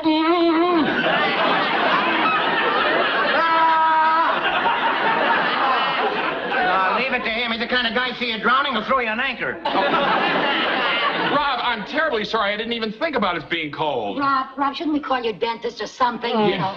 Yeah, call Jerry. Yeah. And see if he can take me right away. Okay. Oh, wait, I forgot. He's at the convention till Monday. Oh. Hey, would you like to try my cousin Irving? He's across town, but he can help you. Is he any good? Is he good? Why, he's so good, he's lecturing at the same convention. I forgot. I'm sorry. Sally, how about your dentist? Oh, he's wonderful. He's handsome, he's single, and he's a wonderful dancer. How about teeth? Yeah, he's got teeth. Oh. He's got pain and you're making jokes. Well, he's too far anyways in Connecticut. Well, what about Dr. Bardhoffen? Alan and I both use him. I'll call Marge. Hey, Rob, isn't that something I can do? Mama! Oh, Sally, this is awful. What do we do? Well, I think he'd appreciate it if you took the chair off his foot, right, Rob? Come on. Come on, Rob. Come on. I'll take it. Come on. But I'll get you cold. Well, it looks fine, darling. It really does. Well, I only temporary. I got late till Monday anyway. What'd you say? It's only temporary. He's going to finish on Monday. Temporary. It looks permanent. Boy, it does, doesn't it? You know something, honey? I hate to admit it, but this dentist is a whiz. You like him better than Jerry? Well, no, Jerry's a good dentist. I have nothing against his work at all. That's the difference. You see, one of them is a worker, the other one is an artist. Well, what makes you think he's an artist? Well, he's got his wall covered with his own paintings. He plays a violin. While he's working on your teeth? No, while the hygienist is working on your teeth. I tell you, honey, he's an artist. Well, that may be, darling, but the artist is a stranger and the worker is a friend. Oh, don't think I wasn't suffering a guilty conscience the whole time I was sitting in that chair. If Jerry knew that his neighbor was getting his teeth worked on by some other dentist, I think he'd probably die. Oh, darling, I don't think so. After all, this was an emergency. Jerry was out of town and there was nothing else you could do. He'll understand. Yeah. I know he'll understand about the emergency, but I'm just wondering if he's going to understand about this other one. What other one? That one. Did he do that too? Yeah. It needed doing, but I could easily have waited for Jerry. Well, why didn't you? Well, I don't know. I was sitting there in the chair with my big mouth open. I thought I might as well let him drill away. And that's why you have a guilty conscience. Well, yeah, honey, wouldn't you? And after all, Jerry's not only my neighbor, he's my friend. And he was my dentist. Was your dentist? Well, yeah, honey. How can I go sit in his chair now and let him look in my mouth? You'll see those two strange teeth in there, he's going to be hurt. Well, darling, I'd go to my own dentist, and Jerry doesn't seem hurt about that. Well, that's because he knows you've been going to him since you were a teenager. Besides that, he's your uncle. Oh, darling. Professional men aren't petty about things like that. I mean, after all, my uncle isn't upset that you and Rich go to Jerry. Well, of course not, but you know Jerry, he's sensitive. He thinks he's the best dentist in the whole world. Well, he is good. Honey, I don't know what to do. Jerry's due back here Monday. He's expecting me over there for a checkup. Well, the only thing to do is just go to him and tell him. Tell him I went to another dentist? You like telling him I'm not his friend anymore. You didn't tell Millie that I busted the tooth, did you? No. Why? Well, I'm thinking maybe we could kind of sound her out, see how maybe she thought Jerry would react to this. All right, I'll ask her over for coffee tonight. Yeah, good. No, wait a minute. Instead of inviting over for coffee, let's pack up and move away. Butter cookie? Ooh, can I have 2? You can have 2.5 if you wish. Ooh, goody, I get so hungry when Jerry's away. Mill, when's Jerry due back? Sunday night, he's got a lot of patients due in on Monday. Oh, good. What's good? Well, I mean, it's good that he's got an awful lot of patients. He's got a fine practice there. Yeah, well, why not? He's only the best dentist in the civilized world. Yeah, he sure is. Mill, how does a guy like Jerry feel when who is a good dentist and when, say, a friend or a neighbor or somebody like that who knows how great a dentist is, but who doesn't use his service? You know what I mean. Rob, you don't have to be uncomfortable with me. I know exactly what you're talking about. Is there any more coffee? Oh, there's that coffee. I wanted some more. I've got coffee. Mel, I don't think you know what I mean. Rob, you don't have to play coy with me. I know exactly what you're getting at. You do? How could you? Well, you want to know if Jerry's upset because Laura doesn't go in for her dental work, right? Yeah, I meant that. Is he? Oh, heavens no. He knew Laura had a dentist long before we all met. So it doesn't upset him if a friend goes to another dentist? Oh, of course not. Now, he'd be very upset if you left your dentist and went to him just because we're friends. I mean, Jerry believes you should go to a dentist because you have confidence in him, not because he's a friend or a relative. Well, I wouldn't go to my uncle if I weren't happy with him. Well, of course you wouldn't. No, Jerry may make a lot of noise about how good he is, but he understands the kind of loyalty people have for their dentists. I mean, just like your uncle understands the kind of loyalty that Rob has for Jerry. Now, Rob, you wouldn't leave Jerry and go to Laura's uncle. No, I wouldn't go to Laura's uncle. Uncle's. That's right. I wouldn't leave Jerry to go to. I wouldn't leave Laura to go to Jerry's uncle. No, I wouldn't go. I know what you mean there, Mill. Yeah, you don't leave the best dentist in the world. Even for an uncle, you don't leave him. No, sir. So nobody ever left him? Oh, they don't leave Jerry unless they pack up and move away. I guess Jerry's the kind of guy who'd just move right after him anyway. Well, he would if he could. You know how loyal he is. Will you listen to me talking about that joker as if I liked him after that rat went to a convention and left me at home? Boy, that is rotten. Isn't that rotten, boy, to do a thing like that?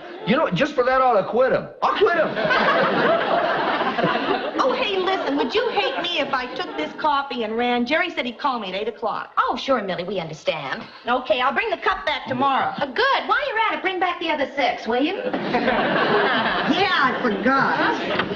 Listen, is there anything you want me to tell Jerry? Yeah, you tell him I want to quit him. That's like a rat. That'll be the day. Yeah. Well, what are your plans now, Jerry or Dr. Bardolph? I wish I knew.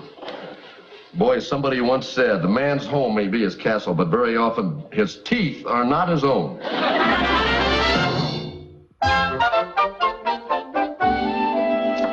Here's your silverware, honey. Can you calm down? How can I calm down any minute? Jerry's gonna walk right through that door. Oh, look, the silverware's all dirty. Let's call off the brunch. Oh, Rob, really? Look, Jerry's been back in town for a week now. You can't avoid him forever. Who's trying to avoid him forever? I'm simply trying to avoid him long enough so I can figure out a way to tell him about those strange inlays on his back molars. Darling, those are your back molars. According to Jerry, my teeth are his teeth. Honey, call him, tell him I don't feel well. Oh, I'm not going to lie to our friends. Who is lying? I feel awful. Why did I have to bust that tooth? Oh, there they are. Honey, hey, what are we going to talk about? What do you mean, what are we going to talk Well, about? let's pick some serious subjects like famine and drought and pestilence. Why? Well, I want to have to smile. Well, honey, you know how a dentist is. If a girl comes in a bikini, he looks at her teeth first. My great man. You... Hi, Laura. Come on in. Something smells good. Oh, it's me, honey. New shaving lotion. Hi, stranger. Well, I haven't seen you for a long time. Hey, do you owe me some money or something? No, I've been very busy. How are you, Jer? Fine. Enough of this small talk. Where's the food? It's in the kitchen. Look, why don't you two try to figure out how to save the world, and Millie and I will make mushroom omelets. Well, that seems fair. Should I put some onions in yours, Jerry? What, ruin the effect of this great shaving lotion that I'm wearing? Yeah, I forgot. Boy, if you weren't married. Oh, boy, that Millie. You know, for a wife, she's pretty cute. Yeah, she certainly is. Hey, does she look cuter to you, too, or is it just that I've been away last week? Well, no, it's probably just that new dress she's wearing. Hey, Rob, I'm glad the girls are gone. I heard a couple of jokes at the convention. I got to tell you. Come on, sit down. Jer, I don't think we ought to be telling any jokes, right? Haven't you been reading the papers? What? Well, there's a lot of famine and drought and pestilence. Where? What's around? A lot of it going around, Jer. Hey, Rob, you're a funny guy. How you been, Jerry? Working yourself to death, I suppose. I've been busier than a centipede's mother trying to diaper a baby while putting her shoes on. I heard that one at the convention. Funny? Rob, you're not laughing, though. Is there something wrong with your mouth? No. Well, no, I was licking an envelope. I got a paper cut. Oh, that could be very painful. Let me have a look at it. No, that's all right, Jerry. No, you've been pretty busy, huh, Jerry? Oh, yeah. Listen, it's really piling up on me, all that work. You know, since I went away to the convention, the patients have just piled up. Oh, gee, that's a great, Jerry. Oh, thank you. You know something? Maybe you've got too many patients. Oh, well, that's the price you pay for being talented. True, that's true, but you oughtn't to be working that hard. You know, it's your leisure time. I think it's unfair to Millie and the kids. Can you come up with a solution? Well, I don't know. There might be one. I know what you're thinking. Yeah, you're thinking I ought to bring in another man, a young dentist. Well, that's an idea, yeah. No, it would never work, Rob. Would you accept somebody else working on your teeth? Well, Jared, if you said, I mean, if it was... Yeah, you say, but I can just hear you now. I can just hear you. Hey, Jared, what's the matter? Getting too big to work on my teeth? No, Jared, I'd never say that. I'd never... Boy, if I was as busy as you are, why, I can understand how you might give up one or two of your patients. Why don't you consider that? Never. You wouldn't give up one of your patients? Well, not unless they packed up and moved away. Right. My patients come to me because they have faith in me. They're loyal. How do you think they'd feel if I suddenly told them I was too busy to treat them? Listen, loyalty works two ways, Rob. You know that. Yeah. Hey, Rob, what's the matter with you, really? I mean, is something bothering you besides that cut on your lip? What? No, what could be bothering me, Jared? Well, I don't know. Ordinarily, you're a very smiley guy. I haven't seen you smile once since I came in. Well, Jerry, it's famine and drought and pestilence. I just don't see any particular reason for any smiling, Jerry, that's all. Hey, you girls, how's that food coming out there? Right through the door. Why don't you fellas start on this? The rest will be ready in a minute. Oh, fine. Say, Rob, listen, if you really want to help out a friend, you can do me a big favor. Oh, what's that, Jerry? Well, you know, your regular checkup is way overdue. Remember I told you it'd be next Monday night? Monday? That's so, Monday. Well, you want me to cancel it? I'd be happy to cancel it if you want to. Well, as a matter of fact, I'd appreciate it.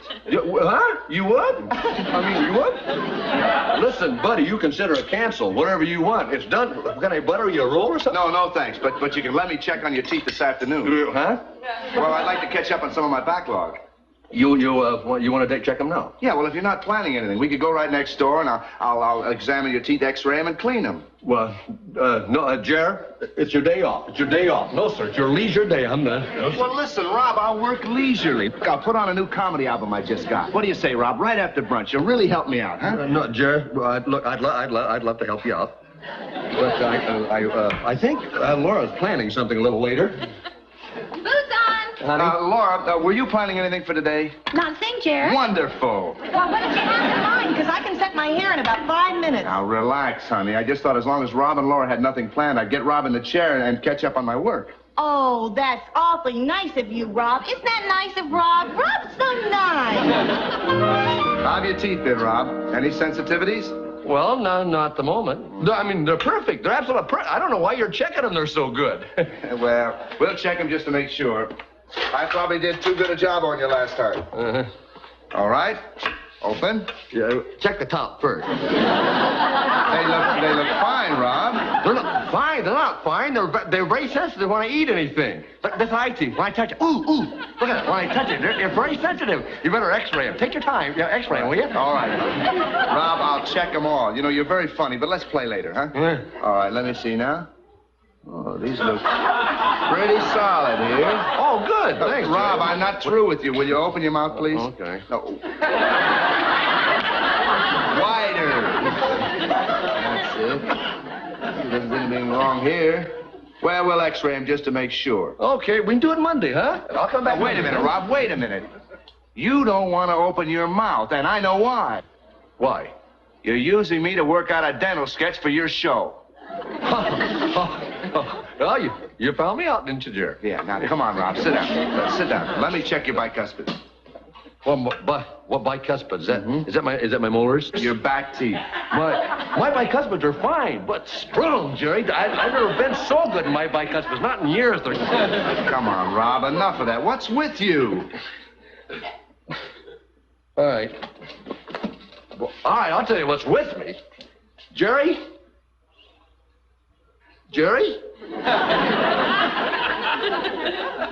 I'm a louse. A louse? Yeah, I don't know what else you'd call a person to do the disloyal and rotten thing I did. What disloyal and rotten thing? Would you like to see what rotten and disloyal... I'll show you what rotten and disloyal thing I did.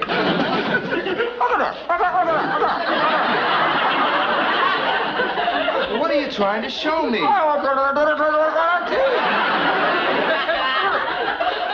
What? I said I went to another dentist, let him work on my teeth. You what? You heard me. I went to another dentist and I let him work on my teeth. Now, don't tell me I'm not a louse. Well, why did you feel you had to go to another dentist? So I broke this tooth there and I went to another guy and let him work on it. Oh, I see. When did this happen? Well, you're out of town. Boy, oh boy, when the cat's away. And don't tell me that's not disloyal. Well, there's nothing so disloyal about attending to an emergency. That's your opinion of it, Jerry. Boy, that's not the way I look at it. That was disloyal. All I know is I went to a strange guy and I let him work on your teeth. Rob, it was an accident. What accident? I broke a little tooth. What's that? You needed immediate help. Oh, I could have waited, Jerry. You had no choice, Rob. I had plenty of... I could have suffered a little till you got back. Well, at least thing you can do it for a friend. That was an emergency. Okay. That was an emergency. But how about that was there till I let her work on that? You let him work on another tooth? Yeah, now you see what I mean. You see what cut... Rip them out, Jerry. All of them. Just rip them out. Take everything out of my mouth. Just leave me my tongue so I can curse myself, Jerry. All right, Rob. Now, just take it easy. Let me have a look at him. Just take it easy. I heard they're killing me. Rip them out, Jerry. Killing you. Why, they look fine. Yeah. That's beautiful work. Yeah, that's just exactly what's killing me. What, do you think that I'd even consider going to a dentist just because he's a violinist? A violinist? Yeah, he's a great violinist. I'm never going to him again, Jerry. I mean, never. There's a lot of other things in life more important than a great dental violinist. Jerry, rip them out. All of them. Rob, close your mouth. I'm not going to touch those teeth. Well, I don't blame you, Jerry. You're mad because I let another dentist touch you. I'm not mad at you. I'm not going to touch him because the dentist who prepared the tooth for the inlay should finish the job. Forget that. No, I want you to finish him. You let me explain to Dr. Bardhoffen. Bardhoffen? Oh, he's a fine man. Yeah, so what? I still shouldn't have gone to him, that's all. Well, listen, Rob, you did the only thing you could in an emergency. I'm just glad you went to him and had your teeth fixed. Yeah? Yeah. You mean you're not mad at me? I'm not mad at you. I mean, I would be, but you're so busy being mad at yourself that I can't. Well, you forgive me? Yeah, I forgive you. Well, do you like Dr. Bardhoffen? I think he's a great dentist, but I wouldn't go to him. Well, why wouldn't you? I can't stand violin music. Jerry, you know something? You're a great guy. You know, I'll tell you one thing. From now on, every tooth in my whole head, in my whole body, belongs to you. Put it there. Okay, Rob, it's all right. Gee, I feel like I ought to buy something. That's all right. No, You want to drill my teeth? Get it. How about a little X-ray here? all right.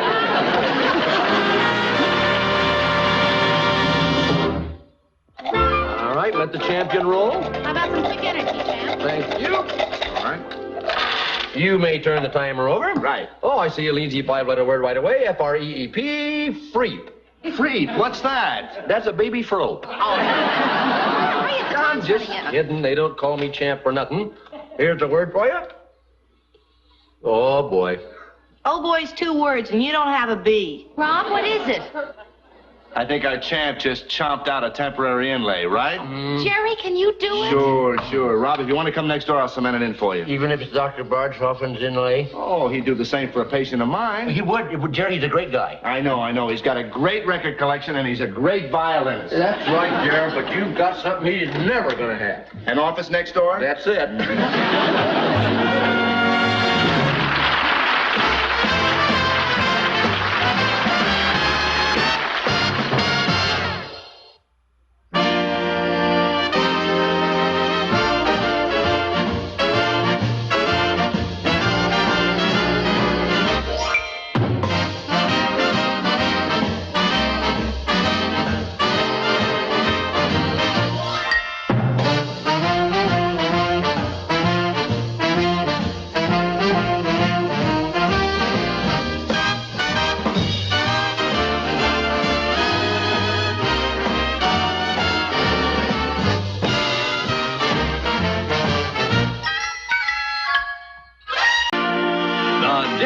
Dyke Show. Starring Dick Van Dyke. Rosemary, Maury Amsterdam, Larry Matthews, and Mary Tyler Moore. Oh, boy, am I glad this week is over. This has been a rough one. Oh, every bone in my brain aches. Hey, you know what's good for that? What? When you get home, get a bucket of warm water and soak your head for 20 minutes. Thanks a lot. I drowned. Well, do you want to get rid of the headache or not? True. Well, good night, everybody. Good night, buddy. Hey, look who's here. Jeannie with the light brown scalp. Now I know what a producer does. Delivers the garbage. Rob, I've got to get rid of these toys we used on the show last week. Open a little stand on the corner. Maybe something here Richie can use. I'm sure there will be. I'll leave you to distribute them fairly. Well, I've got to run. Yeah, run right into that brick wall out there. Yeah. Boy, there sure is a lot of junk in here. Who wants a doll? Oh, good. Give it to me. I'll give it to my neighbor's kid. Hey, here's something for Richie, a bathtub toy with a plastic fish in it. I think Richie's a little too old for plastic fish. I'll take it. I don't want to be personal, but aren't you old enough to bathe with real fish? It's not for me. It's for Mr. Henderson, my cat. Your cat eats plastic fish? It's a plastic cat. Thank you. Hey, here's something Richie and I could use at the beach this summer. Well, we can go to the mountains. Hey, Richie, you'll love this. Oh, no BB guns, Laura's against guns. Okay, I'll take it. I'll use it on my boyfriend, Herman. In case it gets fresh? No, in case he doesn't. Hey, who wants a teddy bear? Richie's got one. Hey, I'll take it for my wife. She can use it for a pincushion. It's a pretty big pincushion. She got big pins. Oh, yeah, I forgot. She's very tall and willowy. Who wants 2 dolls? Oh, give it to me. I got lots of neighbors. Now, look, this isn't fair. We're grabbing all the toys, and Rob's the only one that's got a kid. She's right. Give us the kid. If you don't mind, I'd like to keep him a little while longer. You're selfish. Hey, here's something maybe Richie could use. Oh, what is it? It's a box. Oh. Baby ducks. Oh, aren't they cute? Oh, they're the ones we used in the farm number last week. Well, what are we going to do with live baby ducks? No, what are you going to do with live baby ducks? They can't come home with me unless they want to be cat food. Oh, yeah. How about you, buddy? Oh, all right, I'll take them. My dog likes to eat between meals. They're cute. This one's got a little black spot right on its beak there.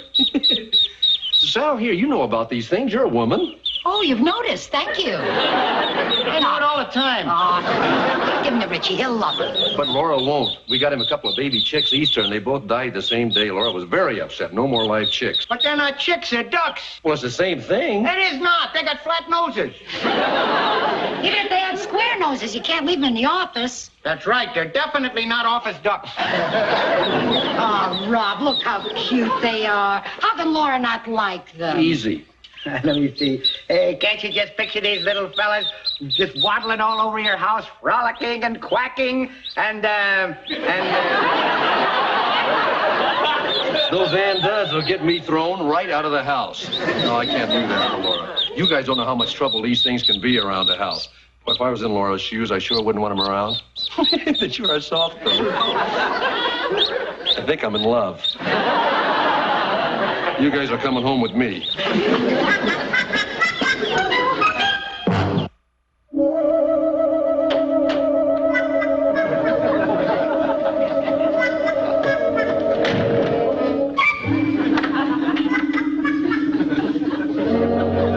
Big flat beat shut. Hi, honey. Who's there? Just an average housewife who needs kissing desperately. Oh. How did you do that? That was just, where's Rich? Where's Rich? Is that all you're going to say? Well, what'd you expect? Well, I don't know. How about why the big sexy hello? Or did you smash a fender? Or how much did the dress cost? Well, I'll try all three. Why the, did you, and how much? Well, because I love you, I didn't, and $12.95. Oh, wonderful. Where is Rich? Wait, he's in the bathtub. Why? Well, I didn't want him popping in on us suddenly. Oh? What'd you have in mind? Well, I want to be alone with you just a minute. But, darling, how romantic. You know something? You've been seeing too many Italian movies. Honey, I've got a surprise for you. Oh? Yeah. Couple of house guests. What? Well, I want you to know, first of all, I had absolutely no choice in the matter. I had to bring them home. You brought Buddy and Sally for dinner, and I'm serving leftovers. No, honey, you're leftovers? How can we have leftovers? We ate out last night. We had breakfast in. Leftover eggs? No, leftover spaghetti. Oh.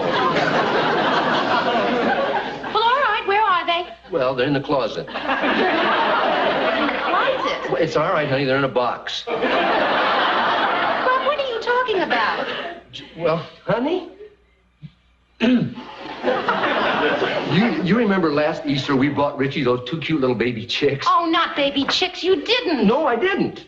Don't look relieved yet. I brought baby ducks. You couldn't have. Well, why would I lie about a thing like that? Honey, we used them on a show a couple of weeks ago and they were abandoned. Step. I saw it. I just couldn't leave them sitting in the office over the weekend. Rob, we can't have ducks in the house. They'll be running all over the rugs and quacking and... Honey, maybe we can put them in the garage till we figure out what to do with them. Don't open them. Don't show them to me. I don't want to see them. I know what you're thinking. What am I thinking? That if I look at them, I'll find them irresistible and let you keep them. Oh, honey, they're so small and cute and are orphans. Rob, please put them back in the box. I don't want to look at them. You're going to have to get rid of them. You're going to have to get rid of them. Me? Why me? You brought them home. Well, that's why. I know them and we're in love. We'll just have to get somebody to take them before Richie sees them. And please put them back in the box, Rob. Okay, fellas, sit down. She's not ready. Honey, just listen to I will not listen. One of us has to remain strong. Come on, just listen to him. Way down the hall. I'm hungry. Then give him some food. Honey! What is it, Rich? Hi, Daddy. Hi, Rich. Richie, what are you doing out of the tub? My submarine tank. It's submarine, I think. Good. Richie, you get back into that tub. The water's gone. Oh, well, then just fill it up again. What's in that box, Mommy? Oh, nothing, Rich. Nothing. Now, you go get ready for dinner. Please. I heard a baby chick. Oh, of course you heard a baby chick. You do that good, Daddy. Do it again. Well, I'll cheap some more after dinner for you. Aw, please. Rich, you know Daddy doesn't like to cheap on an empty stomach. Now, will you go? Why can't people talk at the same time, Daddy? Well, cheap and talking to... Well, I'm not the only one cheaping. Mama's cheaping, too. Yes, Steve, now you go get dressed, Richie. That's real cheaping. Daddy, you have chicks behind you. I want to see the chicks. Honey, what'll I do? Show him the Rich, wait a minute. Rich, look, I gotta understand something. They're just visiting for the weekend, Rich, and we can't have them. They're not ours. They can't stay. Oh, look what's Richie there. Yes, I see, dear. They're very cute. I'm gonna call this one Oliver and this one Stanley. You're gonna call them Oliver and Stanley. Look what crap now they have, Daddy. Yeah, well, those are called beaks, Rich. That's not... They're not ours. We can't have them. Honey, we're stuck. He's got names for them already. This is Oliver. Rob, please put him back. Come on, Oliver, take it easy. Richie, watch Stanley and Oliver. Don't let him fall. Honey, how can we give away cute little balls of fur like that? Oh, Rob, those cute little balls of fur are going to grow into big, fat, noisy, dirty, dumb ducks. How can you be such a pessimist? A pessimist? Well, there's a bright side to having ducks around the house, too. There is? Well, yeah. When they grow up, we can have fresh duck eggs for breakfast every morning. From which one, Oliver or Stanley?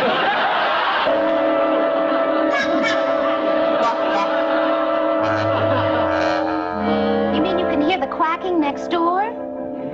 Well, I'm sorry, Millie, but I don't know what to do. No, we can't give him away. Since Oliver died, Richie's become so attached to Stanley that he bursts into tears every time we punish that duck. Oh, yes, you have to every once in a while. They quack a lot, but they get over it. What? Oh, well, we punish him by taking away his bathtub privileges.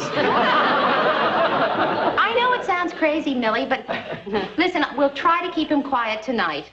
I'm sorry. Goodbye, Millie.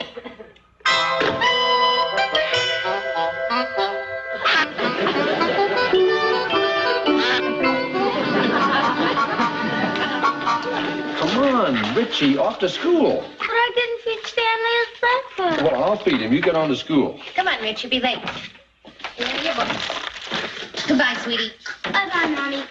Bye, Stanley. Eat your cereal. Bye, Daddy. Bye, Rich. Rob, don't you think it's time we found him a new home? Shh, not in front of the D-U-C-K. It's not funny. That bird should be swimming in a lake, not in a sink. Oh, I know it, honey. Did I tell you the dream I had last night? No. I dreamed that Stanley was in this sink, and I accidentally turned on the garbage disposal. Oh, Rob. Watermelon line, Oh, please feathers, and stop it. everything. Oh. Well, honey, what are we going to do? I don't know, dear, but the longer we wait, the more difficult it'll be. Yeah, it's going to break Richie's little heart. I know. But we have to do it. Yeah. I'll tell him tonight. No, we'll tell him together, and that way neither of us will be the villain. Yeah, that's a good idea. Rob? Hmm? You know, he didn't eat his breakfast, and there are feathers all over the sink, and the way he's shaking and... Oh, Rob, this is the way the other one acted before he died. Well, honey, take it easy. Oh, Rob. Well, don't get excited now. Oh, he you know, it's impossible, but I think he's pale. Suppose ducks ever get fevers? No, he doesn't have a temperature. Where's his pulse? Oh, Rob.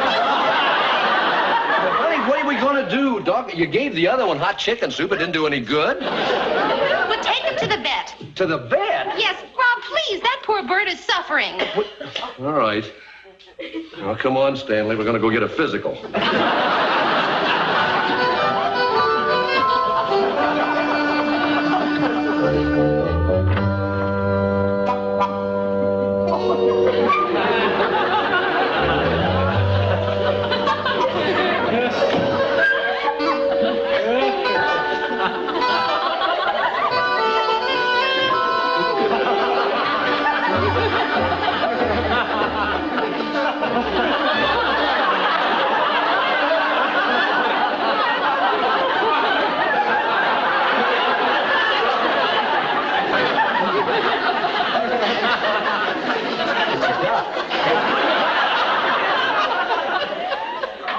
So it is. How old is it? 3 months. Tall for his age. My wife and I are both tall. Oh, we give him vitamin shots. How old do you think Lulu is? I don't know how old. Guess.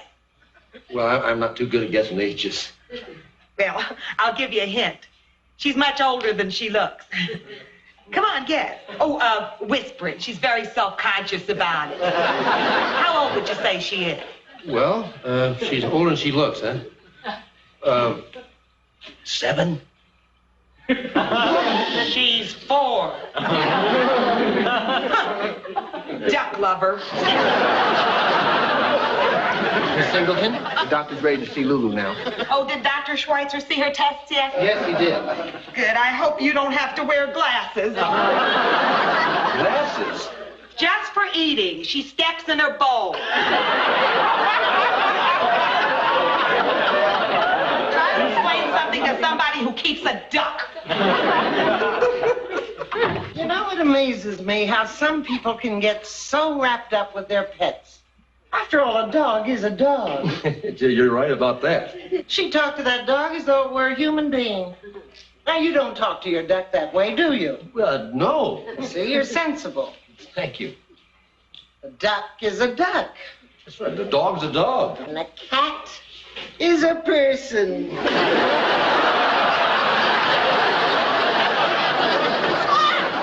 Miss Glasser, the doctor will see you now. Now, Lilybeth, don't be afraid. Doctor isn't going to hurt you. He's just going to talk to you. She thinks she's pregnant.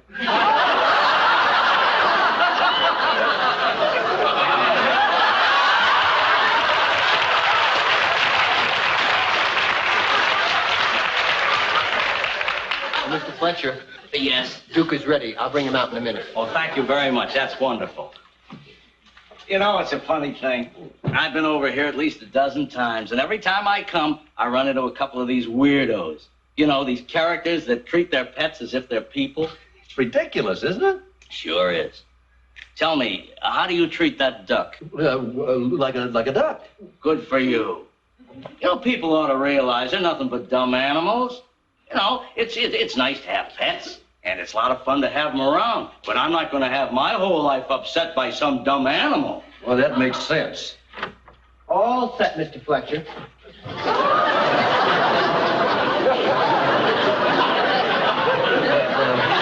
Look at him. Come on, baby.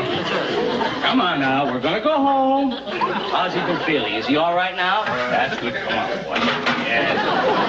He's a wonderful friend to me, you know, because I treat him like a kangaroo. Come on now. We're going home to Mommy. Here's the door over here, Dookie boy. He kind of likes it here. He's been here for some time. Come on, baby doll. We're going home now. Well, come on. Mama's waiting for us. Good luck with your duck.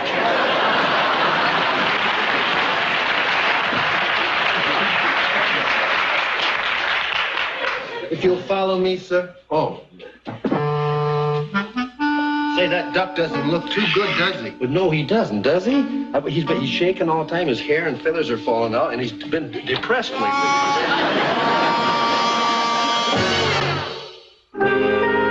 Nobody. I don't know where he is. I thought he was at work. Well, he took the duck to the vet hours ago. Well, I'll call you if I hear from him. Right. Goodbye. Come on, Rich, eat your lunch. I'm not hungry. Richie, dear, it isn't going to do any good to worry about Stanley. Listen, why don't you go next door and play with Freddie? But can't I wait for Daddy to come back with him? Well, darling, I don't know when he's coming. Rob! Daddy! Where's Stanley? Rob, where's the duck? Well, hold on, you two. Just give me a minute, I'll tell you about Stanley. Well, Rob, is he all right? Where is he? I want Stanley! Sit down, Rich. Rich, you know, Stanley was a very sick duck. Oh, Rob, no. Where is he? Rich, you've heard the expression, like a duck out of water? Daddy, is he dead? No, Rich, he's alive. But he's alive because now he's a duck in water. Rich, I put Stanley in a lake. You put Stanley in a lake! Well, you see, Rich... But that's not fair. He's my duck, not yours, and I want him back. Go get him, Daddy! I can't, Rich. Now, you just listen to Daddy for 1 minute. No, I won't. You gave my doll away. Only because he can't live here anymore, Rich. Well, we can't. And I don't want to live here either. Richie, where are you going? To live with Stanley. You or me? Me.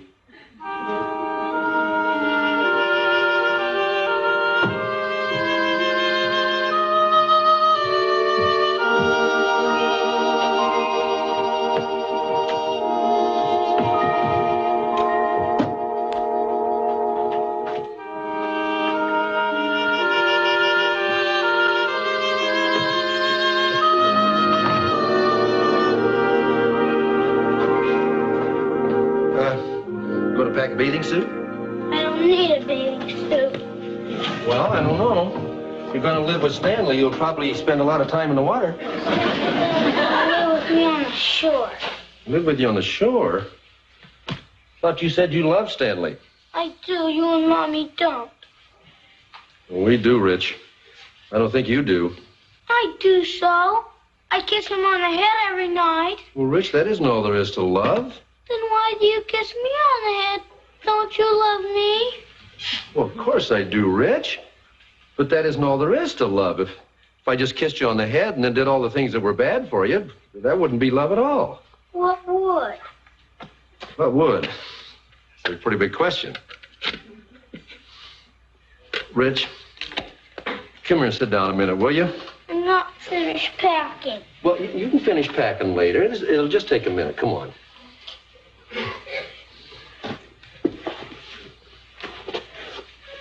Wow, what would be love? Well, Rich, let's just say that one little part of love would be that you think more of what's good for the one you love than you think of what's good for yourself. I think of what's good for Stanley. I gave him my cornflakes. Well, yeah, Rich, but we didn't give him something that he wanted a lot more than that. Like oatmeal cookies? No, Rich. His freedom. Rich, the duck doctor said that that's why he was sick. And maybe that's why Oliver died. You made Oliver die? Well, could be. See, Rich, we were having so much fun with Oliver, we never stopped to think that maybe he'd have more fun if he was in a pond with other ducks. But we loved him. Well, yes, Rich, but that was a selfish love. Maybe we loved Oliver to death. Can you do that? Well, Rich, you love your goldfish, don't you? Yeah. Well, you wouldn't take one out of the tank and hug him and kiss him and make him sleep on a pillow beside you just because you loved him, would you? No. Well, why not? He'd die. That's right, Rich. And what kind of love would that be? Selfish love? That's right, Rich. And it's very selfish for us to make Stanley stay in that kitchen sink when he'd much rather be in the park with his friends. Now, ducks love ducks more than they do people. And it's right for people to love people a lot more than they do ducks. And Mommy and I love you much, much more than we could ever love a duck. And I guess that's why Mom and I'd be very, very hurt if you went away and lived with Stanley. Daddy. What? Would Stanley really die if we brought him back home?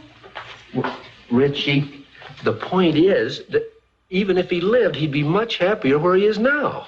Was he happy when you put him in the lake? Let me tell you about that. As soon as I put Stanley in the lake, a big, beautiful white duck came swimming up.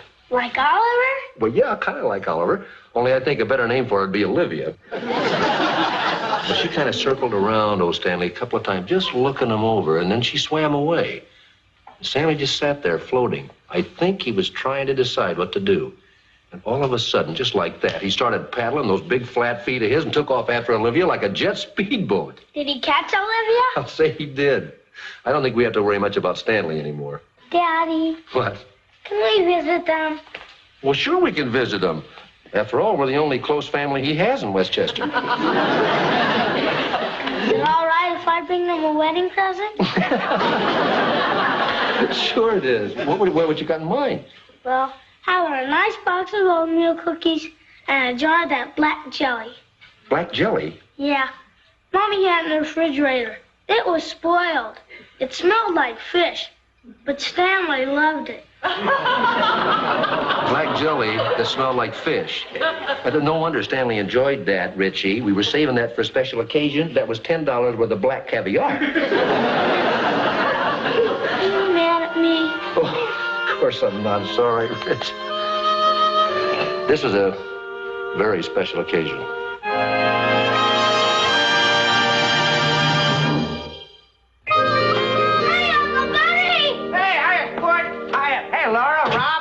What are you doing here? Gee, I hope you don't mind me letting myself in. I found a key under the mat. Well, no, not at all. But what are you doing up here? I had to come up and tell you, Sally and me been worried about your duck, being sick. And we figured out the reason why.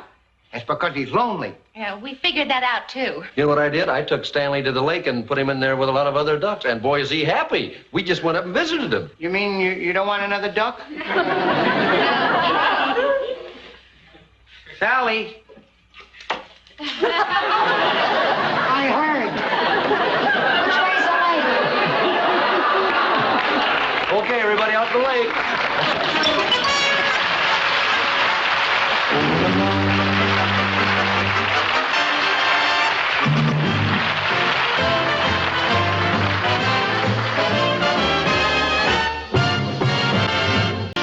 The Dick Van Dyke Show.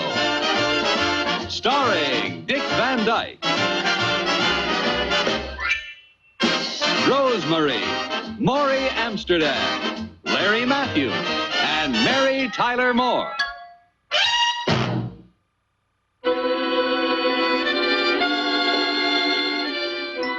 Well, if you must know, I'm going for a drive.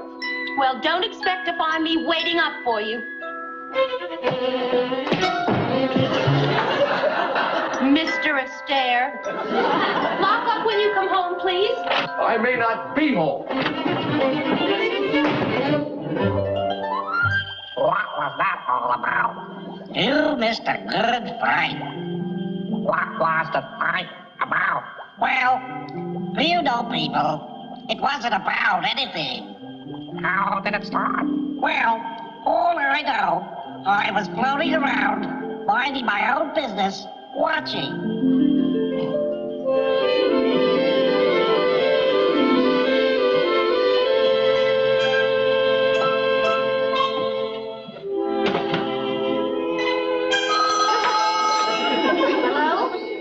Oh, Millie, yes, I did call you. Well, nothing really, just to complain. Well, shall I list them in alphabetical order? All righty.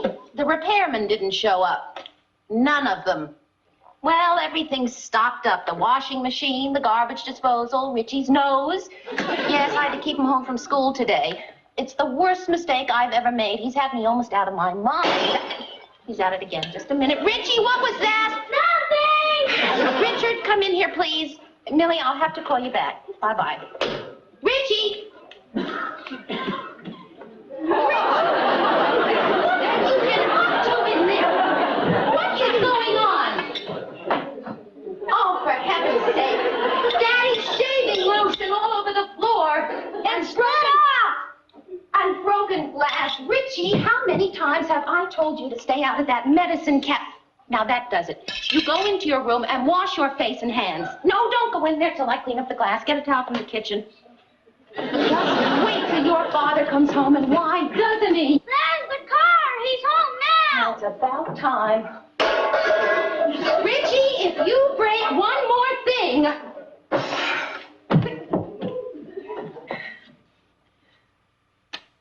Snow White lives.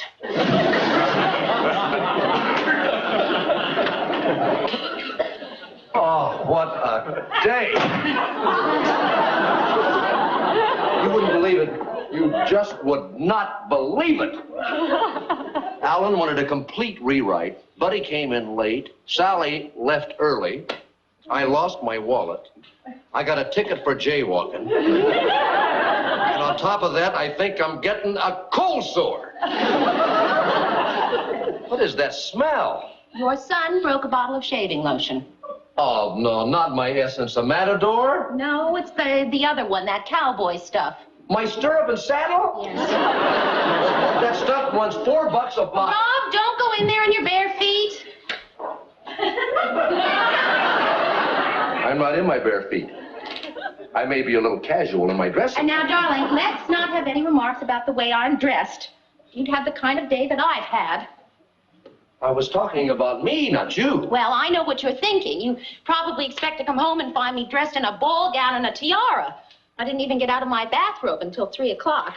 Maybe you would like to hear about the rest of my day. All I'm asking, darling, is for a little understanding when you come home, a little charm. Charm? Honey, who do you think I am? Fred Astaire? It wouldn't hurt you to emulate him. What do you want me to do? Come home every night and dance my way into your heart? Honey, you remember I work in the big city? And life is very exciting here on the Riviera. Hi, Daddy. Oh, hi, Richie. That's right, side with him.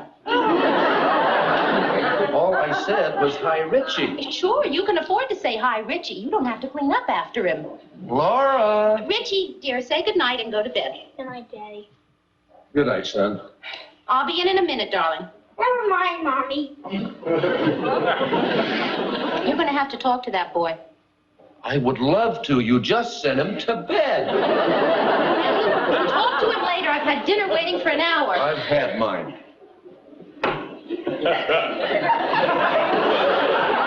You've had your dinner? Well, yeah, I had to work late, so I picked up a fast cheese sandwich on the way home. I thought I'd save you the bother. Well, why didn't you call me? I forgot. Did it ever occur to you, Rob, that I might like to eat? Well, go ahead. Who's stopping you? What do you want me to do? Cook it for you?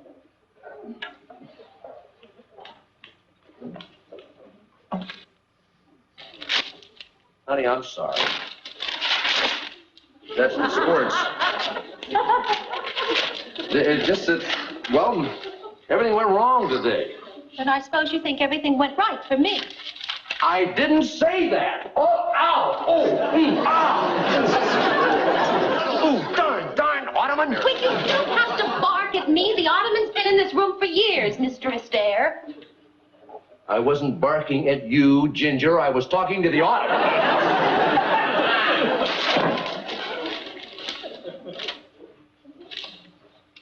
What are you doing? I'm going to sit here and make some paper hats for this gay party we seem to be having. Darling, why don't you save your marvelous jokes for the office? There are a few more important matters around here that require your attention.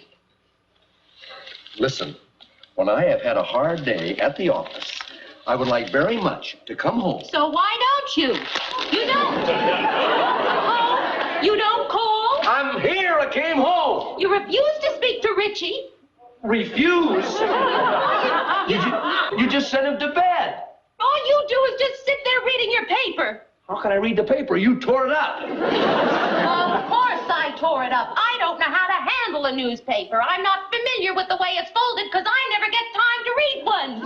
I'm cooped up here, Rob, and the whole time you're down there, and you come home, I knock myself out, and you have the nerve to... Well, you try it sometime. All right. Very well. If that is the way you want it, have it your own way. That's the way you want it.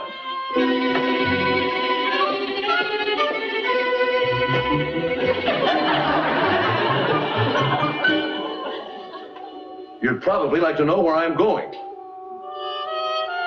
Very well, if you must know, I'm going for a drive. Well, don't expect to find me waiting up for you.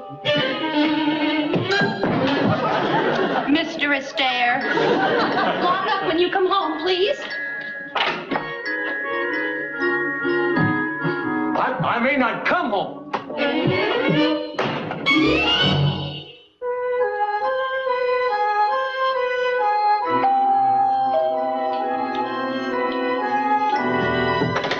Morning, Millie. Thank you for coming. I had to talk to somebody. Well, I would have come sooner, but I had to get Freddie off to school. Rob hasn't even phoned? Not a word. Well, where do you suppose he was all night? I don't know. Millie, he's never done anything like this before. I'm so worried. Well, he's a grown man. He probably checked in at a hotel, or maybe he stayed with friends. No, he didn't. He wouldn't. Millie, he's never not come home before. If anything's happened to him, I'll kill him.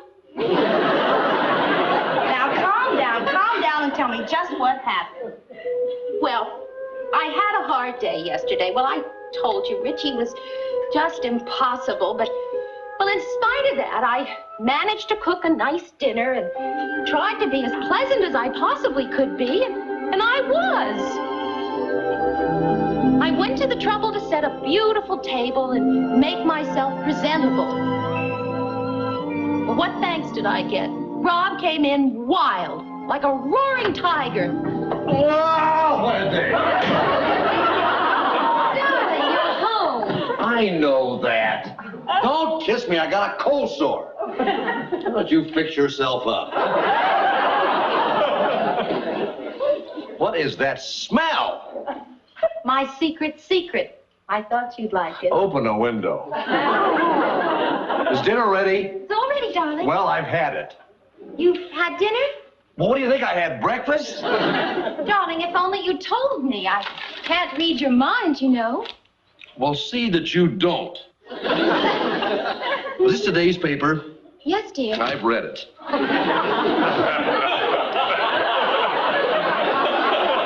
Richie say anything cute today? No, not that I can remember. Well, tell him to get with it. What is the use of having a kid around the house if he can't be cute? You're right, dear. Where is he? Well, he's in his room. He's just waiting for you to Well, tell him to stay. Ow! Oh! How did that thing get there? Rob, we've always had that ottoman. Well, get rid of it. I can't stand it. Ooh, gee. Darling, you bought the ottoman before we were married. Oh, that's it. Blame me. Why did you marry me if you didn't like my ottoman? Darling, I love your ottoman. Oh, so that's it. You like my ottoman better than you like me, huh? Well, you know what you can do? You can keep your ottoman and I'll go.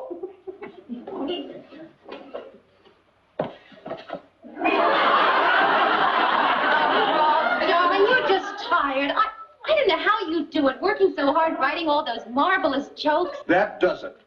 Sarcasm is one thing I don't take from anybody.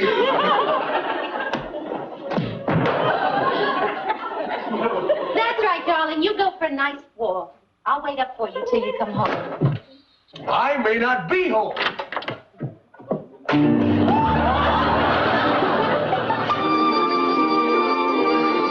Now, Laura, Rob didn't say all those things. Millie, I give you my word. Oh, come on. I know Rob. Well, maybe he didn't say all those words, but that's what it sounded like to me. Come here. Why? Come here. Why don't you call him up? He's probably at the office right now. Go on, call him. No, why should I call him? Let him call me. It was his fault. Well, after all, Millie, he's the one who walked out of here and stayed in some luxurious hotel while I spent the night worrying. I would love to hear Rob's version of all this. Come on, Rob. Call Laura. Give her a chance to apologize. Oh, no, I can't. Why not? Well, you can't just call up and ask for an apology from a perfect stranger. Your wife's a perfect stranger? Come on home. I'll introduce her to you. Get over there. Call her. Rob, why don't you flirt with her a little? The worst she can do is hang apart and pop your eardrums. Look, I'm holding you guys up. I think I'll take a walk around the block. Oh, yeah? If you can take a walk around the block, take a cab. We got a lot of work to do. Rob, we're with you. Whatever you've done, we'll deny it. I haven't done anything. We just got into an argument, that's all. Me and Pickles, we argue all the time. What's wrong with that? You got to do something to keep the spark alive. We have our little differences, naturally, but we always made it a rule never to go to bed mad. I think that's nice. Pretty hard not to be mad, though, when you just spent the whole night in the garage. In the garage? Oh, you picked a fine time to wash the car. What were you doing in the garage? Well, I walked out. Walked out. I was practically thrown out of there. I was just going to take a drive around and cool off, and I forgot the car keys, and I wasn't going to go back in there after the... Now, why am I boring you guys with this? Who's bored? I love to hear things that make me feel good about being single. Come on, Rob, why don't you tell us all about it? Get it off your chest. You'll feel better. Sure, come on. I like to feel I'm not the only guy who married a nutty woman. Well, I came home.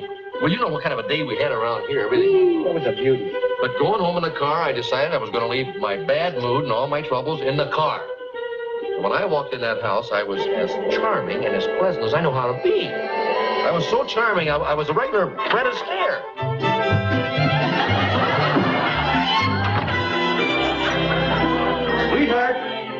Ginger, the old charmer's home. Where's my girl?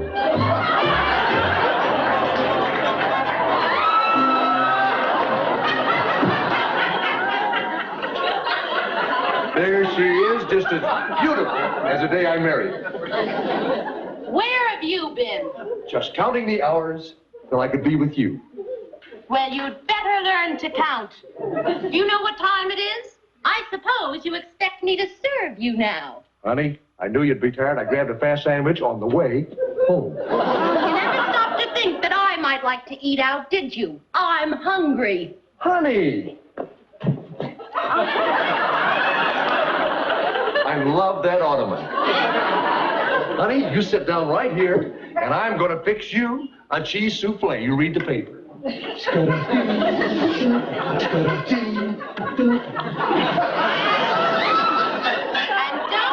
messing up my kitchen. I won't, dear. Honey, has Richie had his dinner? No, and he's not getting any. But sweetheart. I ran out of dishes. See. Honey, may I just take him a cracker? Oh, sweetheart, I'm sorry. You're tired. You're overwrought. Why, you? Tell me I'm overweight? Honey, I didn't tell you you were overweight. Well, I know what you're thinking. Why don't you say it? Go on, out with it. Out what's on your mind. Tell me I'm overweight. Tell me you're sorry you ever married me. Honey, I'm sorry. You are, are you? Well, I don't have to stand here and take that from you. You can just get out. Oh, Laura, baby.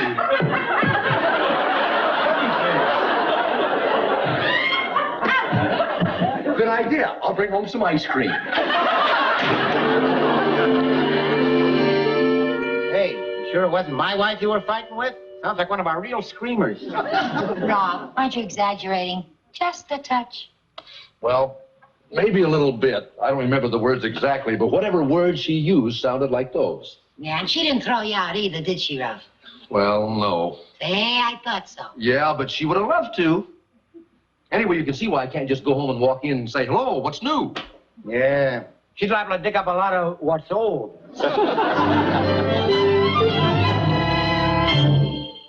What's the use? I know what's going to happen. I'll walk in the house. We won't talk. She'll throw together some scrambled eggs or something. Oh, sure. You want to spend another night in the garage, right? No, of course not. Well, then you better do something about it. Like what? Well, I don't know, get her a present. No, she'd throw me out with it. Not if you get her something she can't turn down. You know, something she's always wanted. Yeah, like maybe a season ticket to the fights. Wait, I got it. I know what to get her. I know what'll make her happy. Buddy, do me a favor. Sure, what? Call Laura and tell her I am bringing home a surprise. Bringing home a surprise. All right. Hey, Sally, do me a favor, will you? Yeah? Yeah, call Laura and tell her that I said, that Rob said he's coming home with a surprise. Well, why me? Why can't you call her? I don't know the number. What are you checking?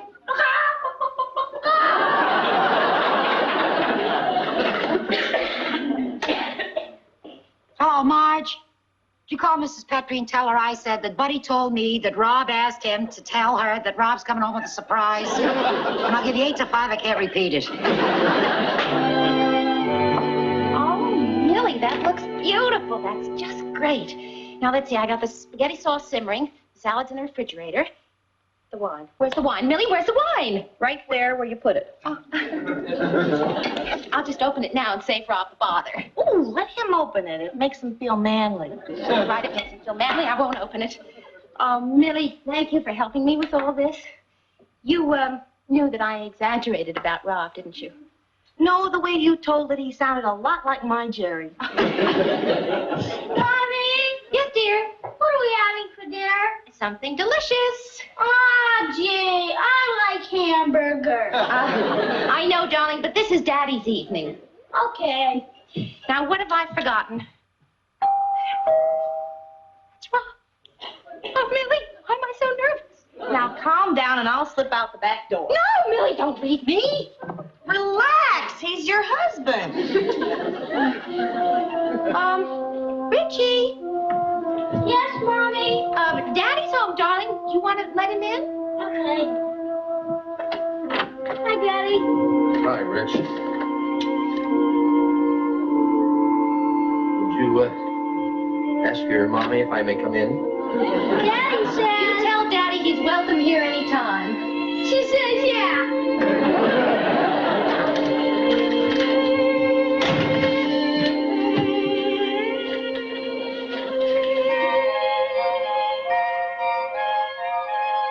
Mommy, Daddy doesn't look like a wild man.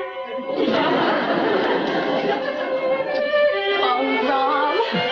Honey, it was my fault. Oh, no, it wasn't. It was my fault. Let's go halfsies. Okay. Hey, this is heavy. Oh, Rich, don't drop that. Is it for me? No, this is for Mommy. Mommy, this is for you. Oh, what is it? Your favorite thing in this whole world, a complete Chinese dinner.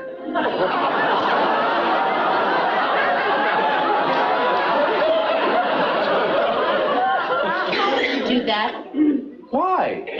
Don't you... Rob, you must have known that I'd have dinner prepared.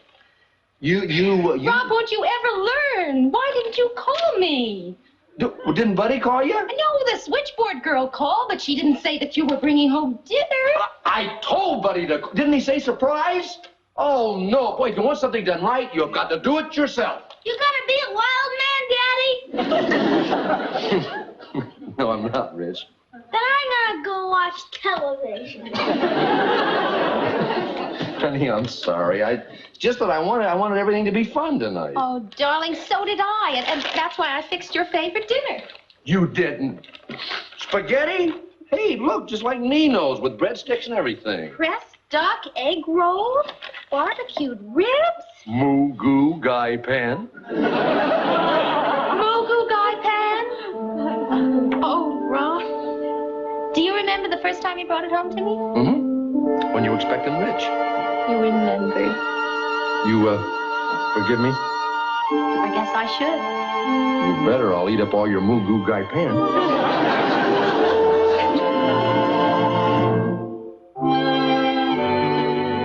Boy, whoever said there was a silver lining for every cloud sure knew his clouds, didn't he? How do you figure that? Well, I mean, if we hadn't had that big fight, we wouldn't have this great making up period. I just wish we could find some way of having the making up without the fighting. Well, there's no way, but we could make a fortune if we could invent a way, huh? Not only that, we wouldn't run the risk of upsetting Richie. Yeah. Boy, thank goodness he missed the fight. I hope he did. Could be awfully upsetting to a child to hear his mother and father yelling at each other. Yeah, kind of shakes their secure little world. I'm sure he was sound asleep, though. But, honey, is that enough Moo Goo Guy Pan? A little heavier on the goo. Okay. 4 meatballs enough? Yeah, it'll do for start, anyway. Okay, there you are, honey. A meal fit for Mrs. Charlie Chan. Thank you. And for you, a meal fit for Rosanna Bratzi. Thank you. Hey, what about me? Oh, Rich. There you are. A meal fit for a young prince, your royal hamburger. With tuna fish. Yeah, the tuna fish is in there, just like you ordered it. Oh, boy, can I eat it in my bedroom? Well, don't you want to eat with us? No. Why not, Rich? I don't like to hear yelling. Oh, you heard us. Let me handle it, honey. Rich. Come here, buddy. Rich, did you by any chance overhear your mommy and I having a discussion last night? You see, Richie, all mommies and daddies have discussions like the one Daddy and I had. Did Dr. and Mrs. Helper have those discussions? Oh, yeah, and a lot more often than Mommy and I do. They call theirs fights. They seem like a fight, but a fight's kind of a different thing. What's the difference? Well, the difference between a fight and a discussion is, well, now you've seen boxers in the ring hitting each other. Now, that's a fight. You mean like Floyd Patterson and Sonny Liston? Well, a lot of people thought that was more of a discussion. This is no time for an editorial. Yeah, that's right, Rich. That was a fight. Now, what Mommy and I had was a disagreement, a discussion. And it's all over now. No more yelling? No more yelling. You promise? I promise. Okay, I'll eat with you. Good. Okay, everyone, grab your plates. Richie, you mean you really were afraid that Mommy and I were going to yell at each other? No, not at each other. Well, at who then? At me. Well, Rich, Why would we yell at you? For breaking your salon strip shaving lotion yesterday. That's right. I never did yell at you for that, did I? Forget it, Rich. It's all forgotten and forgiven. Tonight, nothing could make me angry. Really? Really. Good. I got a 20 on my spelling test. You have to sign it. You got a 20 on your spelling test? Oh, Rich, this lady... Rob, we promised. No more yelling. That's right. Here, Daddy, sign it. No. First we eat, then we sign. But no yelling. No yelling. But a lot of loud discussion.